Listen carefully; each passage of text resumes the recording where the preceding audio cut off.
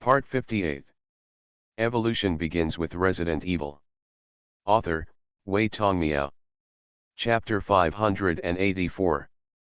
Fakardo Iaconoli was originally Luo Guanjiang's clone in Suda, North Africa, and was specifically responsible for the submarine theft incident that year. After this incident, this clone became responsible for tracking down the discovered members of the Apocalypse, and finally secretly infiltrated the strongholds and members of the Apocalypse organization in Africa. Because this matter does not require the clone to follow all the time, so as long as the clone grows up and successfully infects people in the Apocalypse organization, it can then infect more people through interpersonal communication and infiltrate the entire organization. At that time, Luo Guan considered that he was living in Africa. Although there was organization.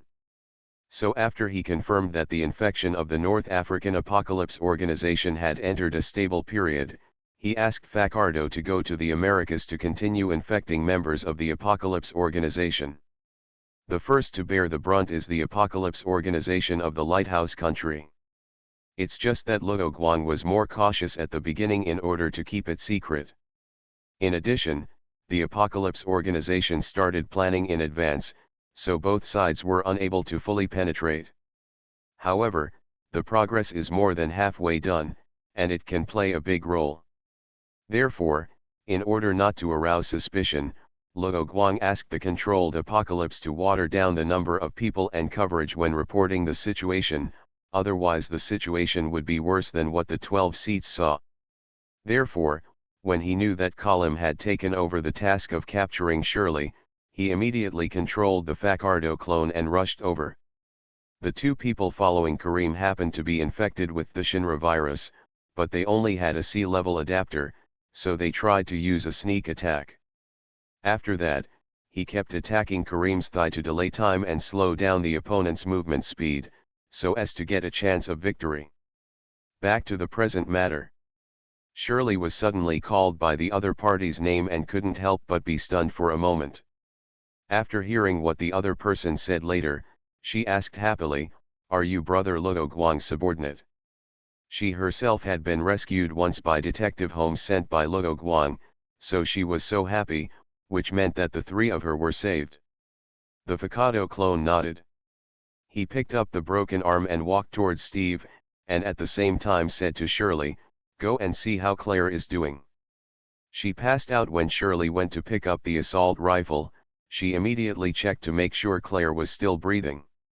Otherwise, she would have been crying on top of Claire, unable to fight back at all. "Wake her up." After Luo Guan controlled the clone, he squatted down next to Steve, who fell to the ground, and said, "You heard it, Claire is still alive." Then, ahem. Steve's situation doesn't look good, but his vitality is very tenacious and he is developing in a good direction. "I'm going to heal your wounds first and endure the pain." After Luo Guang checked, he cut Steve's broken arm on his left hand, reopened the healed wound, and then directly pressed the broken hand up. Then he dropped the weapon with the hand that was holding the dagger, took a syringe made of hardened armor from the back of his waist, and injected the improvised rebirth potion inside into Steve's body. Soon, the broken arm was put back on. Next, Steve was shot several times in parts of his body that were not protected by body armor. None of the bullets passed through his body, so he needed to pick out the bullets one by one. Fakardo's clone looked at the wound that had quickly stopped bleeding and appeared to be healing. He casually wrapped a bandage around it and asked, "Do you know what's going on with the changes in your body?" Steve still looked a little weak and looked at each other in confusion. "Don't you feel that your body has changed? The strength and speed have become faster or something?" The clone controlled by Luo Guang actually arrived a minute or two ago, and happened to see Steve fighting with the enemy. Although there is a world of difference from that S-class adapter, Steve has now reached the threshold of a B-class adapter.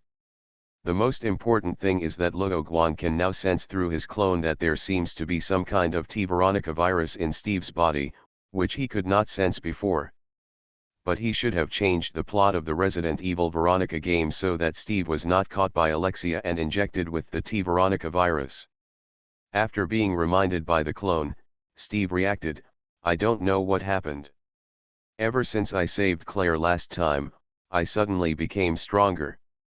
But it's not like this all the time. It happens after I enter a certain state. That's how it will be." He also didn't know the reason for the changes in his body. "Were you caught for experimentation when you were on Lotford Island? How do you know?" "Ah, Luo Guang told you. Steve is basically fine now and talks more, but what does this have to do with my current situation?" Facardo took out the scanner and fired a shot at the other party. The alarm sound successfully silenced the other party. "You were infected with the virus, and you were lucky enough to be compatible with the virus, so you didn't turn into a zombie, but instead gave you power." Steve put some blood into the scanner for testing, looked at the conclusion inside, and fell into deep thought. The test showed that there were viruses in his blood, which were 49.66% similar to the T. veronica virus, 60.41% similar to the T virus, and also had a certain degree of similarity to other viruses in the progenitor virus series. The combined similarity of these gadgets exceeds 100%, not because there is a problem with the scanner, but because there are overlaps between similar viruses. "Claire. You finally woke up." Shirley on the other side interrupted the conversation between the two with happy tears in her eyes. Claire touched the ground and didn't find the gun. She was about to pull out the pistol when she heard Shirley's words to stop her. "We are fine, the enemies have been defeated." "What? What's going on?" Shirley told what happened after Claire was unconscious. When she heard that Steve had been badly beaten, she immediately rushed over and asked, "Steve, are you okay?" "It was fine, but if you shake his hand so hard, you might break his arm." Luo Guang was joking. His rebirth potion could resurrect non-brain dead people, so he had only observed it for a while before taking action. "Ah, sorry." Claire let go of her hand and apologized quickly. Facardo's clone said, "Let's get out of here first. The Psi helicopter should be arriving soon, right?" "Yes." "Are Claire and Shirley okay?" Steve stood up. He took off his body armor smoothly, touched the latest version of the steel back protective vest that Luo Guang sent him, and said, "This vest is really good. If it weren't for this vest, I feel like Kareem's last attack would have killed me." This vest is the latest version used by Luo Guang for Leon and others when preparing for the decisive battle. It can still weaken the attack power of some parallel S-level adapters while ensuring its lightweight. That's why Steve was able to get back on his feet several times despite suffering so many injuries in the battle. The group of people got back on the road, and Facardo's clone asked, "Steve, why haven't you answered my previous question?" "What's the problem?" Claire was the first to ask. The Facardo clone answered the question while dealing with the zombies blocking the way. Claire and Shirley both set their sights on Steve. "Brother Steve, are you also infected with the virus like me?" Steve was also confused. After thinking about it for a while, he didn't even know when he was infected. Finally, he expressed his guess, "I don't know either. The only thing I can think of is that I was in a coma for a period of time after being captured by Umbrella Company. It was only then that I would be infected with the virus unknowingly." Claire was also a participant in the Lotford Island incident and naturally knew about Steve and the T. veronica virus. She asked, "But does that virus have such a long incubation period?" "I think there was a mutation, so there was no reaction at the time. In fact, it had merged with Steve." Luo Guang expressed his thoughts through the clone's mouth. "It's just that Steve didn't know this, and the environment didn't require him to activate the dormant virus in his body, so he never discovered it." Shirley also knew something about this and asked, "Isn't that the same as me? I didn't look like I would grow up at first. Later, I left the institute and started thinking about growing up quickly. The virus in my body just responded to me." Facardo nodded. "Viruses can be very lazy sometimes." Since they coexist with you, Steve, they will naturally be lazy in a safe environment. Not all viruses mutate like the G virus. Steve nodded. Maybe that's the case. I was eager to save people at the time, so that's why the virus in my body was activated for the first time. He suddenly thought of something and said, will I infect others? Since you already have the virus in your blood, you are contagious to a certain extent. You need to see a doctor for examination and confirmation of the specific situation. Now let's focus on getting out of here. The community park is within easy reach. You brought up this topic first. Steve was speechless for a while, but he still took out his cell phone to contact his subordinates. Half an hour later, the 4 people got on the helicopter and flew to the nearest BSA base. This is a rare break for them, because they will be very busy later and need to deal with the biohazard incidents happening everywhere. The North American Division headquarters has now become one of these sanctuaries. Chris was sitting at the headquarters and had just received a call from Claire reporting that he was safe. The two only chatted for a few words. After learning that the Apocalypse organization wanted to capture Shirley and his sister, he proposed that Claire and the others go to their headquarters for unified protection. He can also take the opportunity to set a trap and trick the people of the Apocalypse into encirclement. Claire is worried that this will cause trouble to her brother, but Steve agrees with Chris's suggestion. If the enemy comes back, it will be difficult for the people in the sub-base to stop enemies like Colum. Even if they succeed, they will suffer heavy losses. In fact, with Facardo's clone present, the problem between Shirley and the two was not big, but Luo Guang still controlled the clone to express his agreement with Chris's suggestion. Because the people he controlled received news from the headquarters, the next target of the Apocalypse organization was the leadership of various anti-biochemical organizations and countries. At this time Luo Guang faced a problem. He has only one clone in the Lighthouse country, but the White House where Chris and Leon are located are both targets of enemy attacks. Judging from their relationship, he was more familiar with Leon, but in the end Luo Guang thought over and over again and decided to let the clone follow Chris.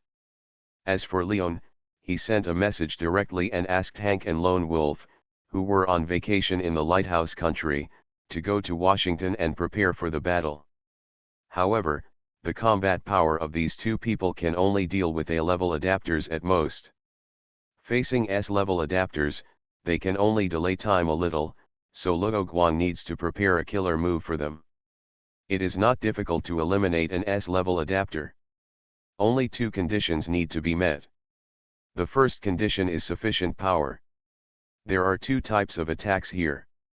One is a large-scale and powerful coverage attack, referred to as a map cannon. Luo Guang's Holmes clone has been attacked by this kind of attack and has nowhere to escape. If this kind of attack is used, in most cases, the second condition can be ignored to solve the enemy. The Lighthouse country has many such powerful weapons, but it is too difficult for President Adam and others to deploy powerful weapons in Washington or even in places like the White House. Although it is not the first time that the White House has been destroyed, President Adam dares to do so, and he may still be nailed to the pillar of shame. So for President Adam and others, this kind of map cannon attack can only be a last resort. At this time, the only attack method that can be used is the second one, which is the precision attack that can blow up the enemy's head. According to the S-level adapters that Luo Guang eliminated, the head is the hardest part of the human body and also the most fatal weakness. Although according to Kara's research results, physical changes in the brain cannot erase memory, he is not sure whether this is a special case. Therefore, after the enemy's head is blown up, the regrown brain may retain the previous memory and knowledge, or it may be directly emptied and become a fool. If it is the latter, it is easy to deal with. If it is the former, there is no need to worry. Because the brain has the slowest repair time, this period of time is enough for soldiers to beat the enemy's body into slag. But the second condition must be met when using precision attacks limiting the enemy's movement. The speed of S-level adapters is generally not slow, and many of them exceed human dynamic vision. In this case, no matter how fast the bullet is, it is useless, because if you can't aim at the enemy, you naturally can't hit it. In addition, bullets can't distinguish between enemies and friends, and can't form a circle to shoot the surrounded S-level adapters. As for carefully preparing to make the surrounded people stagger the rays, it can only be said that it is feasible in theory. Therefore, how to restrict the movement of the enemy is the most urgent problem that Leon and others need to solve now. However, Luo Guang is not without a solution. Organization X, or the Lighthouse Country itself, has many good things that have not been taken out, such as the high-voltage power grid. Leon took the information sent by Luo Guang to President Adam, who was discussing how to release information about the biochemical crisis. The content that the public needs to know is mainly who the enemy is, the virus transmission route, the progress of national vaccine and antidote research, etc. The problem is that biochemical crisis incidents have broken out everywhere. In this situation, no one has time to watch TV, and the media communication channels have been hit. When President Adam heard what Leon said, he immediately stopped the discussion and asked his secretary to arrange the propaganda method that was discussed temporarily, that is, to use the radio method to release information first. With the previous things as a foundation, he naturally attached great importance to Luo Guang's news this time, and immediately summoned all his confidants to discuss countermeasures. Meow, thank you for subscribing and voting meow. Evolution begins with Resident Evil. Author, Wei Tong Miao. Chapter 585. In the White House underground fortress, inside the president's office. Leon was speaking out the main content of Luo Guang's first message in a few words, and finally concluded, therefore, the Apocalypse Organization will send special biochemical soldiers to raid all hostile leaders who hinder their actions. Luo Guang did not use the term S-level adapter in the letter, but instead used special biochemical soldiers instead. Because he did not like the Apocalypse Organization's practice of dividing people into different levels, he was worried that the Lighthouse Country would not learn from the good ones and would learn from the bad ones, and would do their own thing after knowing these things. He never underestimated human malice, and India's hierarchy was one example. So the enemy's target is us? What do they think the White House is? The Minister of Defense looked indignant.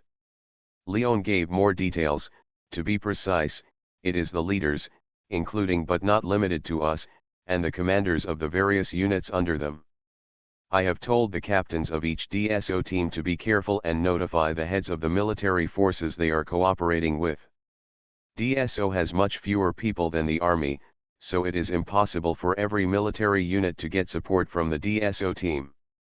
Naturally, not all troops were informed of the Apocalypse Organization's decapitation plan. By the way, because DSO will definitely be short of manpower when facing such a national biochemical crisis, the DSO team in Lion's Hands will be sent to cities with critical situations or high population density in order to save more people. After speaking, he looked at the Minister of Defense. I understand what you mean. I will immediately notify my men to officially announce this information. The Minister of Defense immediately took out his phone. President Adam said that he had a question and asked, Leon, Luo Guang is so vigilant about those special biochemical soldiers, so does he have any suggestions or practices? Although his first reaction after hearing that those special biochemical soldiers seemed to be omnipotent was to not believe it, he had suffered a loss before, so this time he chose to believe Luo Guang's statement. Leon clicked on the next text message and told Luo Guang the conditions for dealing with S-level adapters. President Adam thought about it and decided to solve the problems one by one. First, let the Minister of Defense and Leon confirm the weapons and equipment in their hands to see if they can be used. The Minister of Defense quickly confirmed it and said, we only have some conventional weapons here, and there are no secret weapons. What about the experimental weapons? Tell them that if they don't want to cut funding and be investigated next year, they'd better play a role for me. President Adam would not believe the military's nonsense. Even if so much military expenditure is spent every year, If it can't play a role in an emergency, then why keep it? Let me ask again. The Minister of Defense knew that the President was angry when he heard it, and called again. Leon, what about you? Leon put away his phone and replied, the Anti-Biochemical Crisis Research Institute has some antidotes for biochemical viruses. If we can know what kind of virus the enemy's biochemical soldiers have, we can use the antidote to eliminate the enemy. Luo Guang didn't mention it in the text message, right? Leon shook his head. The reason why he said this method is that the institute thinks that the mass production of biochemical soldiers uses a unified virus. After that, as long as the virus type of those biochemical soldiers is confirmed and the virus is reversed, a weapon specifically for dealing with this type of biochemical soldiers can be created. So the institute asked them to collect the virus in their bodies for analysis after eliminating the enemy. After he finished explaining, he said, no, but there are other ways. We can directly inject other viruses into the biochemical soldiers to destroy the stability of the internal viruses, and naturally make the biochemical soldiers' bodies collapse. The problem is that we can't confirm whether it will succeed. Does that mean you don't have a good idea? President Adams' tone was a little disappointed, but at least the performance was better than the military. DSO was established not long ago, and there is only a virus research center, so we can only provide suggestions from this aspect. But I remember that a Sentinel project was launched before President Adam remembered that the gun Leon was carrying was a product of it. Leon smiled bitterly and said, that project was aimed at biochemical monsters, either zombies or monsters with strong defenses that were not afraid of ordinary firearms, but I never thought that I would encounter an enemy whose speed was so fast that even the eyes couldn't keep up. In addition to the name, Luo Guang told Leon and others the information about the S-level adapters without any concealment. In that Sentinel project, in addition to the Sentinel No. 9 pistol used by Leon and other agents, a fully automatic shotgun named Thor's Hammer was also developed. Unlike shotguns like SPAS 12 and AA-12, Thor's Hammer uses aluminum and titanium to replace the original stainless steel parts, and adjusts them in millimeters, which ultimately reduces the weight of the empty Thor's Hammer to 3 kilograms. For a fully automatic shotgun, this weight is already very good. This gun performs well at medium and short distances. Only a few people can suppress a large number of biochemical monsters. It has also been tested in this biochemical crisis that has affected the world, and has won unanimous praise from frontline soldiers. But that's all. Maybe you can use the characteristics of shotgun bullets to hit the enemy, but if the enemy's recovery ability is even better than those biochemical monsters, then this Thor's Hammer will be useless. So we don't have any way. Yes, Leon said, according to my understanding, the European branch of BSI has recently developed a new weapon called the electromagnetic gun. He briefly explained the situation and the previous battle in the Underground Research Institute of Paniston. I have contacted BSI, but they said they are worried that we will use these weapons on human battlefields in the future, but they will send special personnel to help. This electromagnetic gun can be carried by a single soldier and can also threaten tanks and helicopters. There may be various problems and low efficiency, but the cost is hundreds of times cheaper than these two things, and it is also a powerful weapon in human wars. Now is not the time to dwell on these things. President Adams said, when you go to dock, be sure to be prepared to destroy the enemy. Leon said, this weapon has great limitations. It needs to replace the barrel or dissipate heat after a single shot and use, so a way to limit the enemy's movement is also needed. The Minister of Defense also finished the call at this time and said, they have a lot of experimental weapons, but they are all big ones. They were originally intended to be installed on ships and tanks. As for human use, there is only one exoskeleton armor, but it is not yet usable. He saw President Adam frowning, and immediately added, but after hearing my request, those bastards said there was something that might help. Although the Minister of Defense knew that he had just taken over the Ministry of Defense and the problems of those equipment research and development departments had nothing to do with him, he was still worried that he would be angered, so he was naturally anxious. Tell me, President Adam seemed to be suppressing his anger. Freezing grenades, a weapon made of quick freezing liquid, can freeze the enemy, but it is not very practical on the battlefield, so it has not been developed.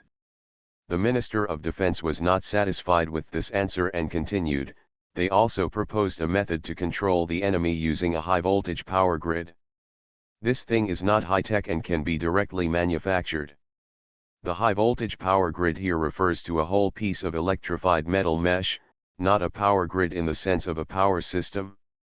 With means to restrict the movement of the enemy and weapons that can kill with one blow, it should be enough to deal with the enemy, right? President Adam thought in his heart. But Leon didn't think so, and said, I don't think this is safe. It's better to prepare a few backup means. President Adam nodded and suddenly asked, Minister of Defense, how powerful an explosion can our underground bunker in the White House withstand? Mr. President, do you want to? The Minister of Defense was startled, and the things in his mind were stuck in his throat, and he didn't dare to say it out. Leon answered the president's question and continued, but the White House is one of the symbols of the political center of the lighthouse country. If it is destroyed, it will deal a blow to our country and your prestige, Mr. President. President Adam replied, as long as the biochemical crisis is handled well, it is not a problem for the White House and the Pentagon to be razed to the ground, and this is only the last resort. Leon knew the burden on him, nodded solemnly, and said, I will make preparations now, and I must make sure that the enemy will not return. As soon as he finished speaking, the alarm sounded in the bunker, and the phone in their room rang. The president immediately picked up the phone, his face became solemn, and said to the people present, the outpost outside the White House was attacked, and the enemy is coming this way. If it weren't for Luo Guang's text message, they might not be so nervous because they didn't know. But now they are not ready to deal with special biochemical soldiers, which makes them feel uncertain. The reason why Luo Guang failed to notify Leon of the arrival of this attack in advance is that the people brought by the enemy this time were not infected with the Shinra virus. Leon contacted Hannigan and said, immediately collect intelligence on the enemy attacking the White House. Suddenly, a huge tremor came, as if the entire underground fortress was shaking, and he almost lost his balance. The Minister of Defense stood up and fell on the sofa, surprised. Earthquake. Lion's intercom rang, it was Hannigan's reply. Leon, this is Hannigan. There was a big explosion on the ground, and all monitoring failed. I am confirming the situation through satellite, but the dust from the explosion temporarily blocked my view. Hannigan told what happened before, the enemy solved the sentries and sentries outside, alarmed us, and threw something into the White House when it was still a few hundred meters away from the White House, and then a big explosion occurred. President Adam was listening on the side, muttering, did the biochemical soldier throw a bomb into the White House with his bare hands? The Minister of Defense was sweating when he heard this, and said, what should we do? We are not prepared for anything. How could the enemy always give the opponent enough time to prepare? Luo Guang had already notified everyone at the first time. President Adam made a prompt decision and ordered, Leon, contact PSA and ask when their people will arrive. At the same time, immediately build defenses at the entrances and exits to prevent the enemy from breaking in. The enemy's target is himself and others, so naturally they will not just throw a bomb and run away. The opponent's plan is probably to use high-powered weapons to clear the ground defense first, and then find a way to enter the bunker and use the characteristics of biochemical soldiers to complete the task. Leon replied, I have already arranged the internal defense of the fortress. I will contact PSA first. President Adam nodded, and then said to the Minister of Defense, Minister of Defense, please contact the nearest Air Force base immediately and ask them to launch a bombing operation here. The bomb equivalent should be as large as possible without collapsing the underground bunker. This fortress is impregnable. Although it is impossible to block the enemy indefinitely, it can definitely block it for a period of time. The enemy has been prepared and will definitely try to enter the underground bunker. In this case, bombing the ground is useless, right? The Minister of Defense did not have the foresight to choose this time to express his brilliant opinion. Just do what I ask you to do, don't talk nonsense here. President Adam was angry. He didn't think so at other times, but at this critical moment, he began to regret why he chose this person as the Minister of Defense. At the beginning, he chose the other party because he saw his loyalty, but he didn't expect that this guy was useless except for his loyalty. The think tank on the side watched coldly. The previous discussion on how to deal with special biochemical soldiers was not their specialty, so they didn't interrupt much. The current battle is not their specialty, so naturally it is left to professionals like Leon, and they don't express their opinions. But they can see that the president's decision is not entirely to eliminate the enemy. The enemy blowing up the White House and the president using a bomb to destroy the enemy of the lighthouse state are two different things. After that, publicity can turn the crisis into an opportunity. We are a step late. Hank and Lone Wolf had just arrived in Washington when they received a call from Leon. Luo Guang arranged everything and used Fakado's clone to communicate with Chris, asking him to hand over Leon's matter to Hank and the others to solve. Gim's troops and PSAT organizations have always cooperated. Chris thought that Fakado was so strong, and the person he recommended should not be much worse, so he agreed. Hank and Lone Wolf came here with electromagnetic guns through the channels of the X organization. Unlike what Leon saw before, this electromagnetic gun is the version of the X organization. Behind them is the elite team of the X organization's combat group. All these people are the products of the Lighthouse State Super Soldier program. Although according to the adaptability level of the Apocalypse organization, their adaptability level may not even be C level, but Luo Guang's combat power division does not depend entirely on adaptability. So he would give these super soldiers a B level or even A level evaluation, which means that they have the combat power to match B level adapters or even A level adapters. Their main role is to play auxiliary, limit the movement of the enemy's S-level adapters, and create opportunities for Hank and the others. Back to the attack, Hank said after hearing what Leon said, "We just arrived in Washington. Has the enemy launched an attack? Please tell me the situation." After listening to the other party's mention of the White House, he put forward his own idea: after you bomb, we can detect and confirm the enemy's situation outside. If the enemy has already hidden in the underground passage in front of the entrance and exit of the underground bunker, then we will surround the enemy from front and back. I know, keep in touch at any time. Plans can't keep up with changes, and Leon can't think of other ways for a while, so he can only follow this plan temporarily. Then, he turned his head and said to President Adam, "I'll go to the door to guard." "Be careful." President Adam solemnly sent Leon away. The other party was the most capable one in their underground bunker. If the gate was breached and Leon failed to stop the enemy, his people would also go to heaven. Meow, thanks for subscribing and voting me out. You are listening to Novels at Bless Up channel. Wish you happiness and luck. Please subscribe to receive new novels. How do you feel about this novel? Please like and leave a comment. Evolution begins with Resident Evil. Author, Wei Tongmiao. Chapter 586. Taiwan Novel Network. Rightward arrow. There were 7 enemies attacking the White House this time. The leader was an S-class adapter, whose name was Brynjar Alanis, nicknamed the Queen of Corruption. The other 6 were her subordinates, A-class adapters.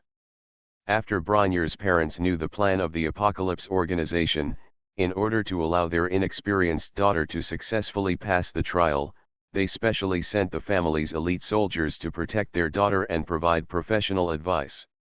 Although these 6 people were only A-class adapters, they went through life and death together and cooperated very well. Even S-class adapters could capsize in the gutter under their careful preparation. At the beginning, according to Brynjar's plan, they just rushed up and did it. In the end, it was her subordinates who persuaded her that she would use bombs to open the way. After Brynjar threw a high-powered bomb, they immediately retreated, leaving the explosion range that could cover the entire White House, and then observed the situation with a telescope from a distance. The plan was successful. After the bomb exploded, the White House was reduced to ruins. Brignall's men were cautious by nature. In order to prevent sneak attacks, they chose to wait until the dust settled before conducting reconnaissance. But their caution bought time for the Lighthouse Air Force to arrive. Confirmed, no combat-capable survivors were found. "Let's go." Brignall heard the report from his men, said, and immediately led his men to rush to the White House. At this time, 2 fighters had arrived in the airspace above the White House. The Lighthouse Air Force took off immediately after receiving the order. The pilots in charge of the bombing operation did not believe it when they heard the target of their mission. The 2 pilots confirmed with the base 3 times during the fighters' flight to Washington to ensure that their target was correct. "This is Vulture 1. We have seen the White House. The target is the enemy of the White House. You should confirm the latest target position at any time." Hannigan was responsible for connecting with the 2 pilots. She had been using satellites to confirm the situation around the White House. The enemy had been hiding in a place with cover before, so as soon as Brignall and the others moved, Hannigan knew the enemy's position accurately and immediately notified the pilots on the mission. She also did not forget that the people sent by BSA were on their way to the White House, so she told Hank and the others not to enter the White House and its surrounding areas for the time being to prevent accidental injuries. "We just flew over the coordinates and need to adjust the angle. Vulture 2, you go to delay the enemy." Vulture 1, who confirmed the target location, gave instructions to the wingman. This is a method of bombing in turns to ensure that the target can be eliminated. "Received, Vulture 1. The Apocalypse's people were startled by the sudden appearance of the plane in the sky, and Brignall's captain took out a telescope to observe the plane in the sky. Oh no! The plane is carrying ground-to-ground missiles and bombs. From the types of weapons mounted, she judged the mission content of the 2 planes, and immediately said to her master, 'The enemy is going to bomb us, we have to leave here quickly.' Where to go, Brignall had no idea for a while. The pilots were so surprised about the mission to bomb the White House, and the Apocalypse members naturally didn't believe that President Adam would actually give such an order, so they didn't make a plan. Otherwise, the person responsible for the plan would definitely choose to rush into the underground area of the White House after the explosion and before the dust settled, instead of conservatively observing the situation outside. Spread out. Miss, go directly into the passage of the underground fortress. The captain of the guard ran away after saying this, and at the same time thought about how to survive every second. The White House was blown into ruins by them, and the underground entrance was buried by rubble. Although Brynjar had a way to get through quickly, they were a little far away from there now. S-level adapters had a chance to succeed, but they, the A-level adapters, would definitely not be able to run there before the plane attacked, so they had to find another way. The 7 Apocalypse members immediately scattered and fled. Vulture 2 aimed at the enemy, released the safety of the machine gun, and only stared at one of them and chased after him. The targeted A-level adapter received a reminder from his teammates, but he didn't dare to look back. He swallowed his saliva and ran towards the distant house in order to make the enemy lose the target. Buzz buzz buzz. The machine gun kept spitting out flames, and bullet shells fell from the sky. Because the contact time of air combat dogfights is very short, the machine guns installed on the aircraft often use extremely fast firing styles, in order to pour enough bullets in a fleeting time to increase the possibility of hitting the enemy. No matter how strong the personal skills of the targeted A-level adapter are, he is not faster than the aircraft, nor can he defend against 20 mm bullets. So he was instantly covered by hundreds of bullets and was directly smashed into pieces. When disaster strikes, everyone flies away. Others have no chance to mourn for him. Another plane has circled back to prepare for bombing. President Adam has no mercy, and Hannigan will not let any enemy go. She remembered the direction and position of each enemy's escape, and found that one of them ran much faster than others, so she asked Vulture number 1 to bomb that enemy first. Brignall's escape direction was the entrance to the White House's underground bunker, which was once the location of the president's office. Her special ability is a special corrosive liquid that is good at corroding various substances, and the corrosion rate of this liquid is very fast, so she took on the task of eliminating President Adam. Now it is a critical moment, and she decided to think that this is the fastest time she has ever run. The fighter plane is getting closer and closer, and an air-to-ground missile is launched by Vulture number 1.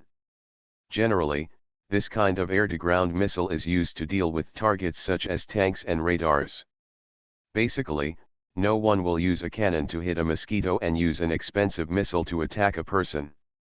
So even if there are various aiming and tracking methods on this missile, its tracking effect is not good, but the explosion range makes up for this well, so Vulture number 1 only needs to aim at the enemy's approximate forward position. The rumble sounded, and the smoke and dust exploded again. The situation of the White House was worse, and the remaining ruins collapsed. Bronner took a deep breath and looked at the flames exploding outside the corroded hole, and heaved a sigh of relief. In fact, if she had more combat experience and was more proficient in her abilities, she could have directly fired corrosive liquid into the air before the missile landed to directly destroy the missile. However, with her current abilities, it is obviously not possible to do this calmly. Hannigan looked away, and she felt that she had successfully eliminated the enemy. She continued to command 2 fighters to eliminate the enemy. After rounds of bombing, the White House was completely unrecognizable, and there was no upright wall. The 2 fighters fired their ammunition and began to return. Hannigan was about to contact President Adam and Leon to report the results of the battle, when she suddenly received a notification from the intelligence personnel on the other side. After watching the video of the underground bunker entrance surveillance sent by the other party, she confirmed that the enemy who ran particularly fast survived the explosion of the air-to-ground missile, and then shot out a dark green liquid from his body to destroy the surveillance camera at the entrance and exit.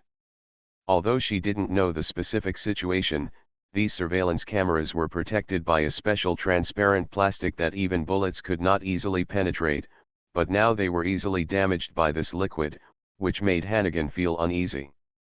She immediately reported the situation to President Adam and Leon. The enemy that sprays strange liquid should be the special biochemical soldier in Luo Guang's mouth. Although the other people were equally strong, they were easily dealt with by fighter jets, so President Adam focused all his attention on that person.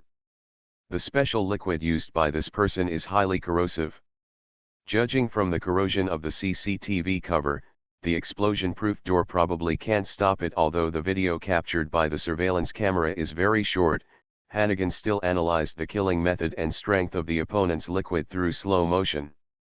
As long as she knows the corrosion resistance level of the transparent plastic shell, she can infer whether the explosion-proof door with slightly poor corrosion resistance can withstand the corrosion of the enemy's liquid.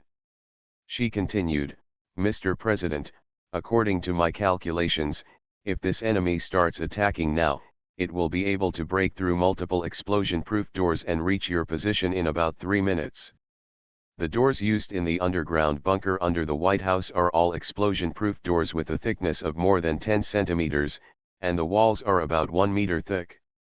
The enemy will definitely not be stupid enough to corrode the walls, so she calculated the time it would take for the enemy to reach the president's location.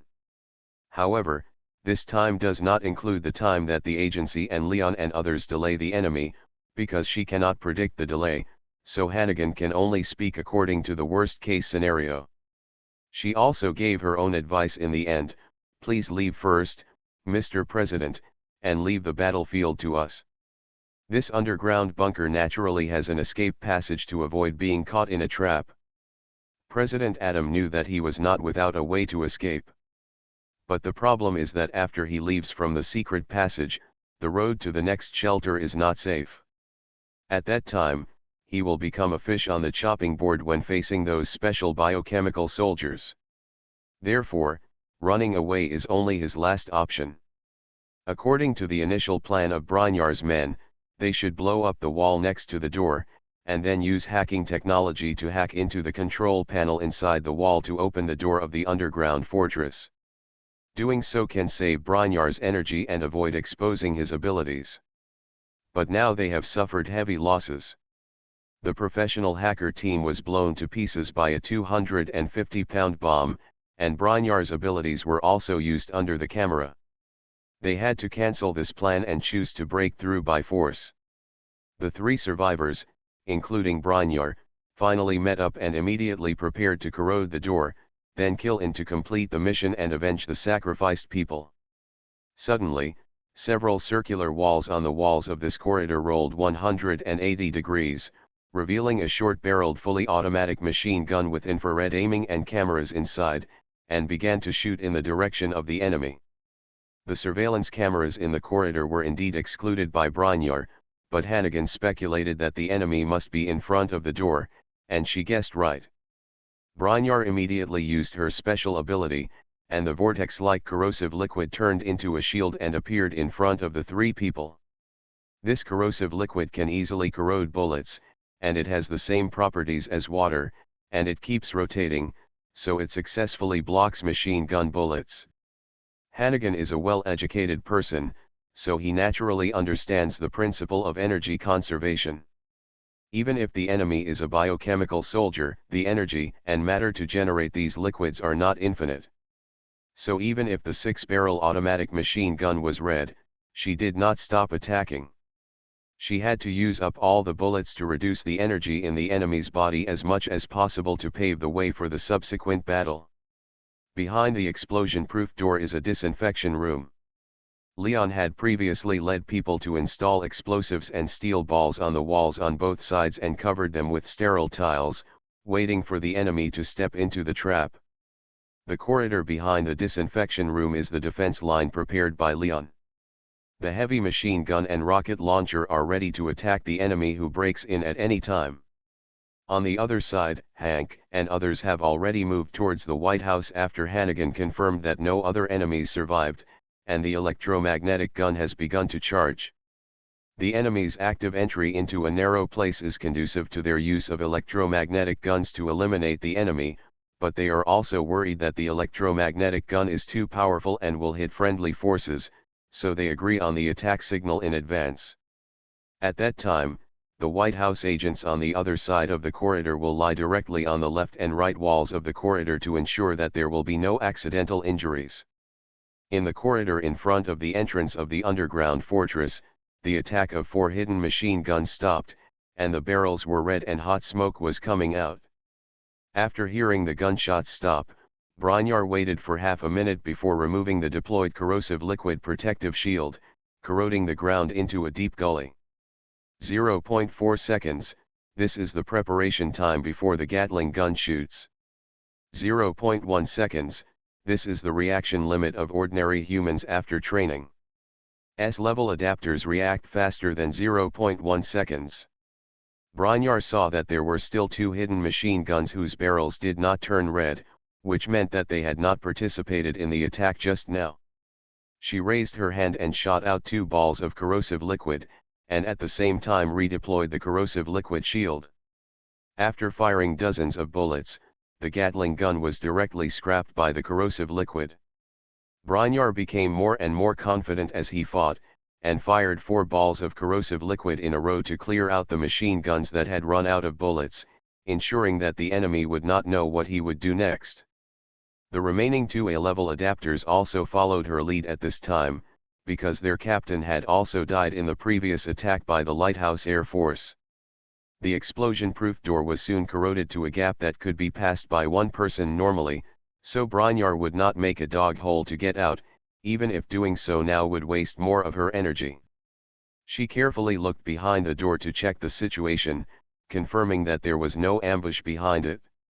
At the same time, there was another door not far away, so she realized that the space of this disinfection room was too small, so the enemy gave up setting an ambush here. And places like disinfection rooms generally do not install hidden machine guns or other things, so Brynjar's men observed and said, "Miss, it looks fine, I think the enemy's ambush is still behind." Leon and his men were rigorous in their work, so they naturally would not reveal any flaws. The dust generated by the construction of the disinfection room was cleaned up, and the disinfection nozzle was deliberately avoided when the explosives were posted. Compared with the original wall thickness, it was only 1 centimeter thicker. "Okay, let's go in." Brynjar did not doubt him. As soon as he stepped in, his body suddenly felt a little creepy, as if there was a huge danger inside. Meow, thanks for your subscription and votes. Evolution begins with Resident Evil. Author, Wei Tong Miao. Chapter 587. Brynjar retracted his steps and said to the two people beside him, "Clean up the cameras in the room first." On the other side, Leon received the news that the CCTV was destroyed, and his heart was calm. Because he had been prepared, he hid several pinhole cameras between the explosives, and the enemy obviously did not find this. After doing this, Brynjar still felt uneasy, which made her hesitate. The two men did not see the problem, but did not say anything, patiently waiting for the other party's final decision. In fact, they have also developed the habit of listening to the captain. Unless the superiors ask, they usually do not say a word when performing tasks. Brynjar decided to ask the two people's opinions and said the problem in his heart. Maybe the danger comes from behind that door, not the room. A-level adapters sometimes encounter this situation, but in fact, it is just like intuition, and the accuracy is average. "You mean there is an enemy ambush behind the door of the disinfection room, and we will be in danger as long as we open the door?" "Yes."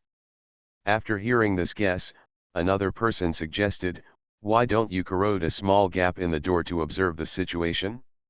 Wouldn't it be possible to confirm the source of the danger?" That makes sense. Brynjar thought this suggestion was good. She first drank a bottle of electrolyzed water to replenish energy and nutrition, and then regenerated a ball of corrosive liquid and threw it on the door. A gap the size of a basketball appeared, and then a storm of bullets suddenly shot from the opposite side of the gap. Brynjar and the other two immediately dodged, but in this short time, she had confirmed that there was an enemy line of defense behind the door, and it was equipped with a large number of heavy weapons. Perhaps because she confirmed that the enemy was ambushed, the sense of danger in her heart was much reduced at this time. And the direction of the enemy's weapons was basically confirmed. Brynjar was confident and threw a few balls of corrosive bullets back along the gap. She listened to the screams and knew that she had successfully dealt with the enemy. "Go." Brynjar led the two into the disinfection room, and then she was ready to use her special move, called Corrosive Serpent. In fact, it is to control the corrosive liquid secreted by the body into the appearance of a venomous snake, and then control the venomous snake to bite and corrode the enemy. It can also control the corrosive liquid to form a cavity in the venomous snake, and use pressure to give the venomous snake the ability to attack from a distance. However, the corrosive liquid she generated cannot be reabsorbed, and once the venomous snake loses contact, it will immediately turn into a pool and can no longer be controlled. But as long as she avoids the above problems, this move is more efficient and saves more energy and nutrition. Although Brynjar brought a lot of electrolyzed water as a supplement of energy and nutrition, it is always right to save some. Leon, who was hiding in the distance and shooting, clicked his tongue. He saw a dark green snake coming out of the gap, and the liquid dripping from its body corroded holes on the metal floor. This looks more threatening, but in fact it is a manifestation of Brynjar's imperfect control ability, so a small amount of corrosive liquid drips. Leon shouted, "Hannigan, release the water." There were naturally fire prevention measures in the underground fortress, and a large amount of water was immediately sprayed on the venomous snake, scraping off a large amount of corrosive liquid, making it look like it was melting. After knowing that the enemy would spray corrosive liquid, he and Hannigan worked out such a countermeasure. Bryniel sensed this, and her control was affected, and it became more difficult to maintain the venomous snake. This made her angry, and she originally thought that she could easily solve the enemy with this move that was not afraid of guns and cannons. Just when she closed her eyes and prepared to concentrate, Hannigan saw the situation through the pinhole camera and immediately pressed the detonation button. A rumble sounded, and the shockwave brought by the explosion wrapped in steel balls hit the enemy in the disinfection room. 2 A-level adapters died on the spot. Bryniel was like a conditioned reflex, and corrosive liquid came out of his body, but no matter how fast the corrosion speed was, there was a limit, and the explosion was too close. Fortunately, her physical endurance is very good, and her defense is not bad, so her head is relatively strong and successfully blocked the steel ball, but other parts are different. In general, Brynyar is still alive. She was seriously injured, but she was not incapable of action, and she recovered quickly. Her body recovered, but the trauma in her heart has not healed yet. This time, just like the plane bombing just now, she felt like facing death. A wave of panic surged into Brynyar's heart, and continuous setbacks made her want to retreat. The venomous snake she made before lost control because of the sudden attack and had been disconnected from herself. All the cameras in the disinfection room were destroyed in the explosion. Leon and his team could not confirm the situation inside now, but he saw the enemy's terrifying snake suddenly collapsed, thinking that the enemy must have been hurt. So Leon immediately contacted Hank. The enemy has fallen into a trap. Although it was not mentioned before, the two sides have actually been communicating. When Brynyar attacked Leon and his defense line, Hannigan contacted Hank and asked them to quickly block the enemy and wait for the opportunity. As soon as Hank heard Leon's notification, he immediately led his men in to kill. Not long after the explosion, the DSO agent must not have confirmed the situation so quickly, but he still chose to believe the other party and led his men in to kill. Because he knew the other party's plan, apart from the explosive trap in the disinfection room, the other party had no other special means, and could only use human lives to stop the S-level adapter. That's right, Hank and Lone Wolf knew some special intelligence of the Apocalypse organization, and also knew the classification of the adapter levels. Because they were Wusong, Luo Guang's true confidants. No, Brynyar did not fall down. He cheered himself up, and said to himself, I can't let my parents down. My parents gave me so much support, how could I just back down like this? She was still thinking about successfully completing the mission and then going to the Apocalypse headquarters to reunite with her parents. Her parents' love for her did not spoil her into an arrogant person. Her identity as an S-level adapter did not make her full of prejudice against other levels of adapters. At this moment, Brynyar recalled every bit of the past, and her heart was warm, and she felt full of strength. This is exactly what the Apocalypse organization wants to see, to make the originally stagnant evolutionary gear turn again. Brynyl's thinking took only a few seconds. Then she kept recalling what she had learned, and first confirmed the situation around her. Her clothes, including the tights, had been corroded clean, so she directly controlled the corrosive liquid to surround herself, as if she was wearing a dark green long skirt. The corrosive liquid in her hand condensed and turned into a long whip. This time, no corrosive liquid dripped onto the ground. Brynyl's strength has indeed improved, but more of it is that she has figured it out.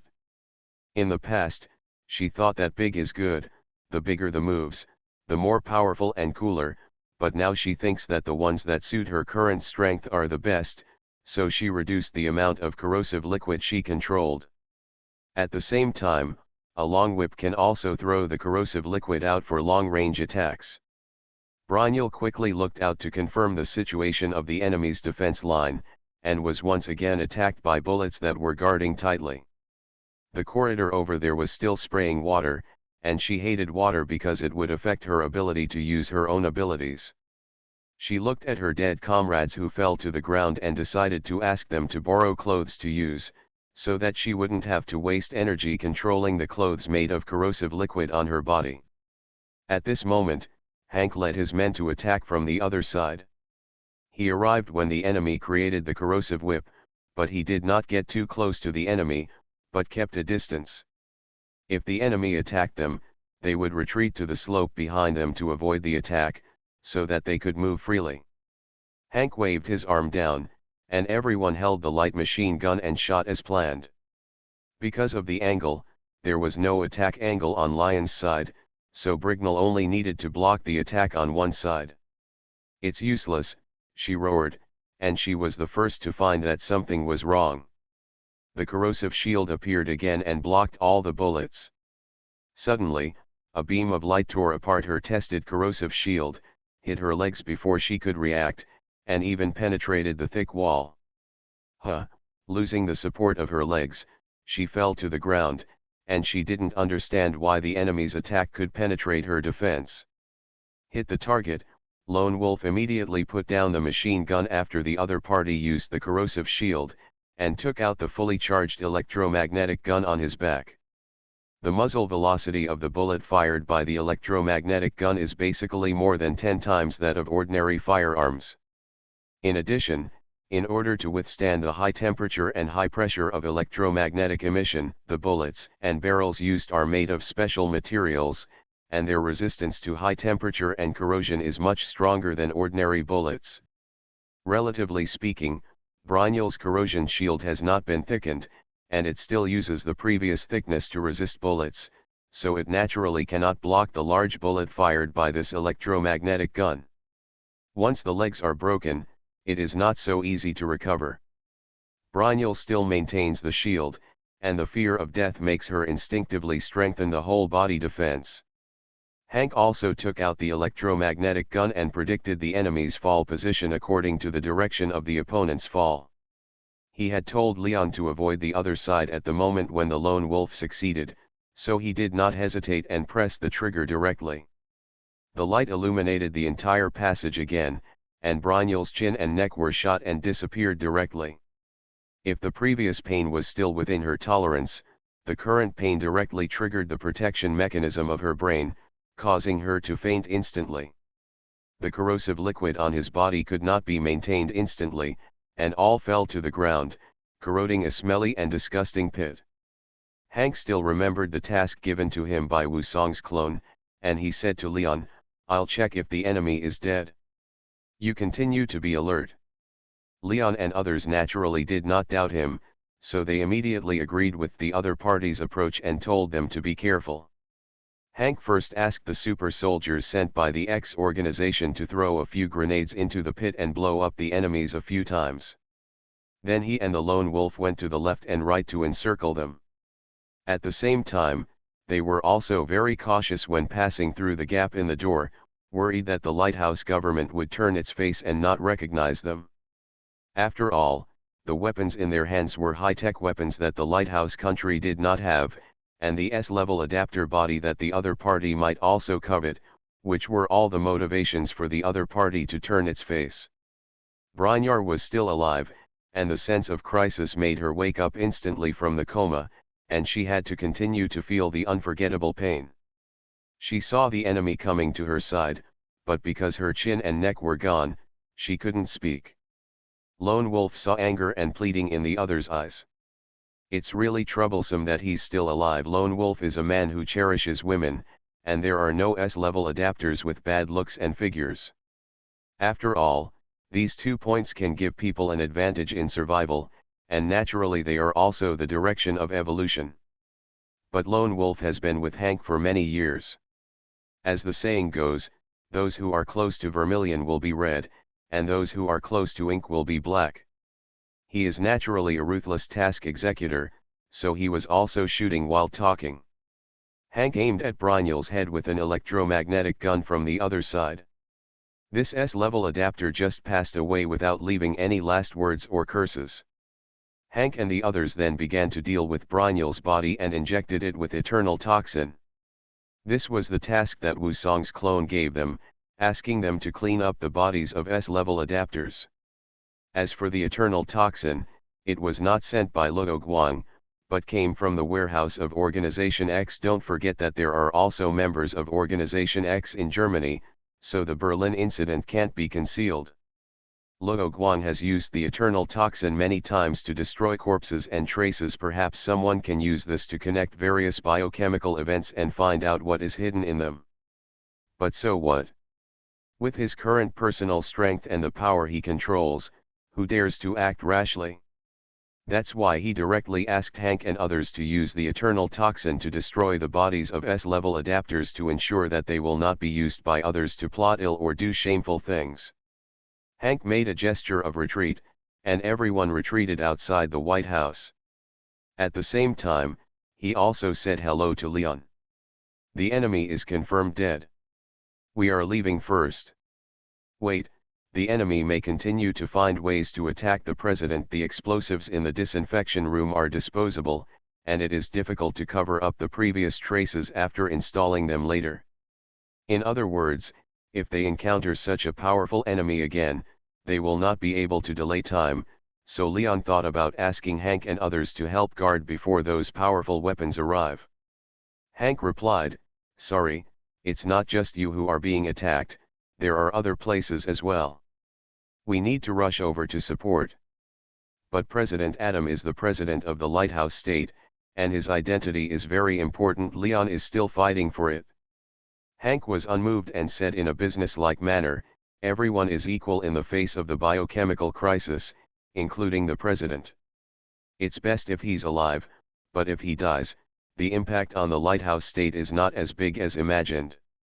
After the outbreak of the biochemical crisis, the military and the National Guard from all over the Lighthouse State worked together to deal with it, and did not think about waiting for the president's order to act.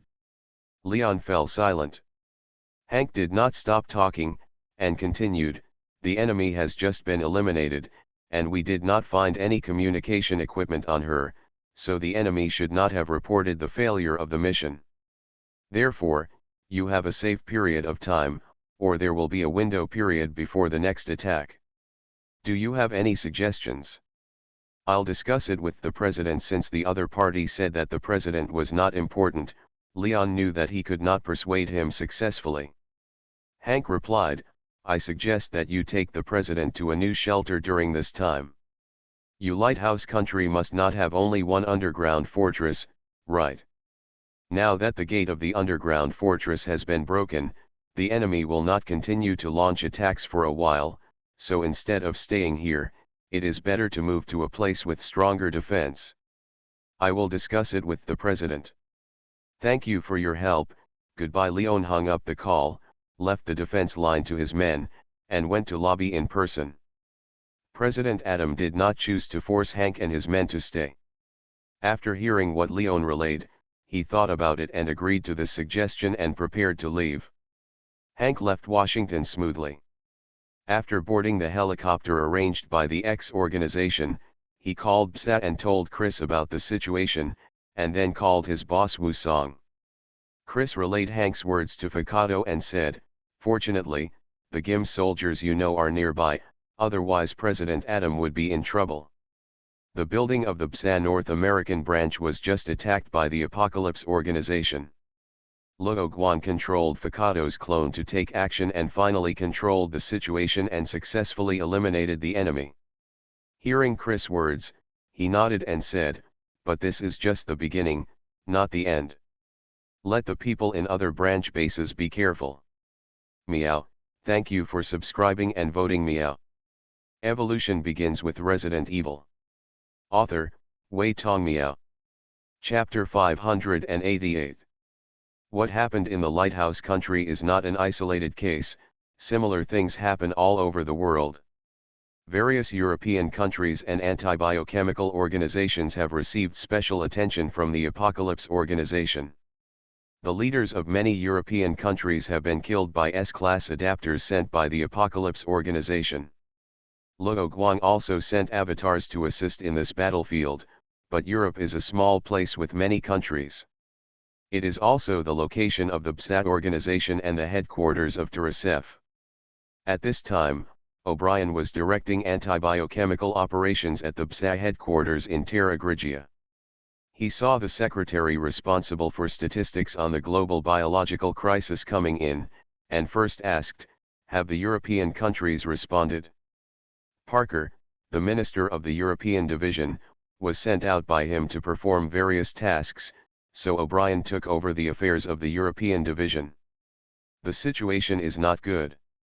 The United Kingdom, France, Germany, and other Western European countries, as well as the Woolly Bear country, have all responded to us. The leaders of these countries have been attacked by the Apocalypse organization. Fortunately, we warned them in time, and they were also prepared to deal with this in advance. Prepare for a disaster, so it's okay. The secretary paused, then named the countries that had completely lost contact. What about other countries? O'Brien kept counting the numbers in his mind, and there were still many countries whose names were not mentioned. The secretary replied, "The leaders of these countries have all died in the attack. Now the military has basically taken over the power again and has contacted us." He comforted, "There should be many survivors in those countries that have completely lost contact. After all, the fatality rate of this virus is much lower than that of the ordinary T virus." O'Brien nodded and continued to ask, "How is the situation at the TRSF headquarters?" "The entire upper echelon was wiped out, but our subordinates took the initiative to contact us and did not fall into chaos." The secretary did his duty faithfully and reported the collected intelligence truthfully. Naturally, O'Brien did not forget about the European branch minister. Where is Minister Parker? Was he attacked? Minister Parker's side was safe. He reported the situation and said that the GIMS troops had killed him. Judging from the report, the GIMS troops seemed to have suffered heavy losses, so Minister Parker was thinking about whether they could subsidize the other side's losses afterwards. On the European branch, Parker, who was performing a mission near the Caucasus, was attacked, and they were rescued by a mysterious force. Afterwards, this unit revealed its identity and said that it was GIMS' new unit. In fact, the members of these troops all come from the same place, which is the Mother Nest base in the Caucasus. Its members are all biochemical soldiers, the mourners who Luo Guang left behind to protect and maintain the brood base. The performance of this biochemical weapon is sufficient to cope with ordinary biochemical crises, but it is not enough to face the Apocalypse organization. Although Luo Guang kept spare clones at the brood base, the number of clones he could control was limited, and he couldn't let him solve everything with his clones, so he asked Jasmine and other researchers at the base to update the Undertaker. Now the physical level of these mourners has reached the average level of B-level adapters, but their combat effectiveness has reached the level of A-level or even S-level. Are S-class adapters very fast? It doesn't matter. One of the eyes of these mourners has been replaced with the latest technology optical instrument to ensure that the enemy's whereabouts can be captured immediately. S-class adapters have high defense. As a child, the Red Emperor likes to study various weapons and equipment. The electromagnetic gun she developed is stronger than the BSA and X organization versions of the electromagnetic gun. The BSA version of the electromagnetic gun is a one-shot gun and is basically useless after firing. The version of organization. The Red Emperor's version can fire two 100% powerful attacks in a row, and the barrel does not need to be replaced. It can be fired twice more just by recharging. It takes a total of 4 rounds to be fired before its barrel becomes useless. The main problem encountered by Red Emperor now is battery storage, so it still needs to carry a bulky charging device. The reason there are these 3 different versions is because the electromagnetic gun was developed by each of the 3 parties. At first, Luo Guang only wanted to study together in 3 directions and strive to develop a usable weapon as soon as possible, but he did not expect that the enemy would suddenly start planning, which resulted in the three parties not having a unified version of the electromagnetic gun. It was not Luo Guang's bias. Back to those bioweapon stuff. The Red Emperor herself had closely monitored the Caucasus and its surrounding areas, so as soon as Parker led the team to appear nearby, she immediately told Luo Guang the news. It happened that Luo Guang received information about the Apocalypse's attack plan, and asked the other party to immediately send biochemical troops to accompany his backup clone in the Brood base for rescue. However, unlike other branches, there were no S-class adapters among those who attacked Parker, so the clone did not take action at that time, just to test the biochemical troops defending the Brood base. The result was good. Luo Guang only lost a few biochemical soldiers and successfully defeated the enemy. Parker felt that Luo Guang deliberately let some of the mourners pretend to be dead because of their heavy losses. Of course he is not short of money, so he is not doing this for money. Because the Undertaker's ability to withstand blows is much stronger than that of normal people, some injuries that are fatal to humans are just minor injuries to the Undertaker. So in order to avoid revealing the truth, he asked those mourners to pretend to be dead. Since Parker, the head of the branch operating in the field, was attacked, the BSA headquarters where O'Brien was located was no exception, and was also attacked by the Apocalypse organization.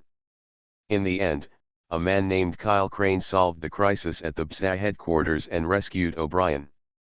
The man claimed to be Luo Guang's subordinate and had been working as an undercover agent within the Apocalypse organization.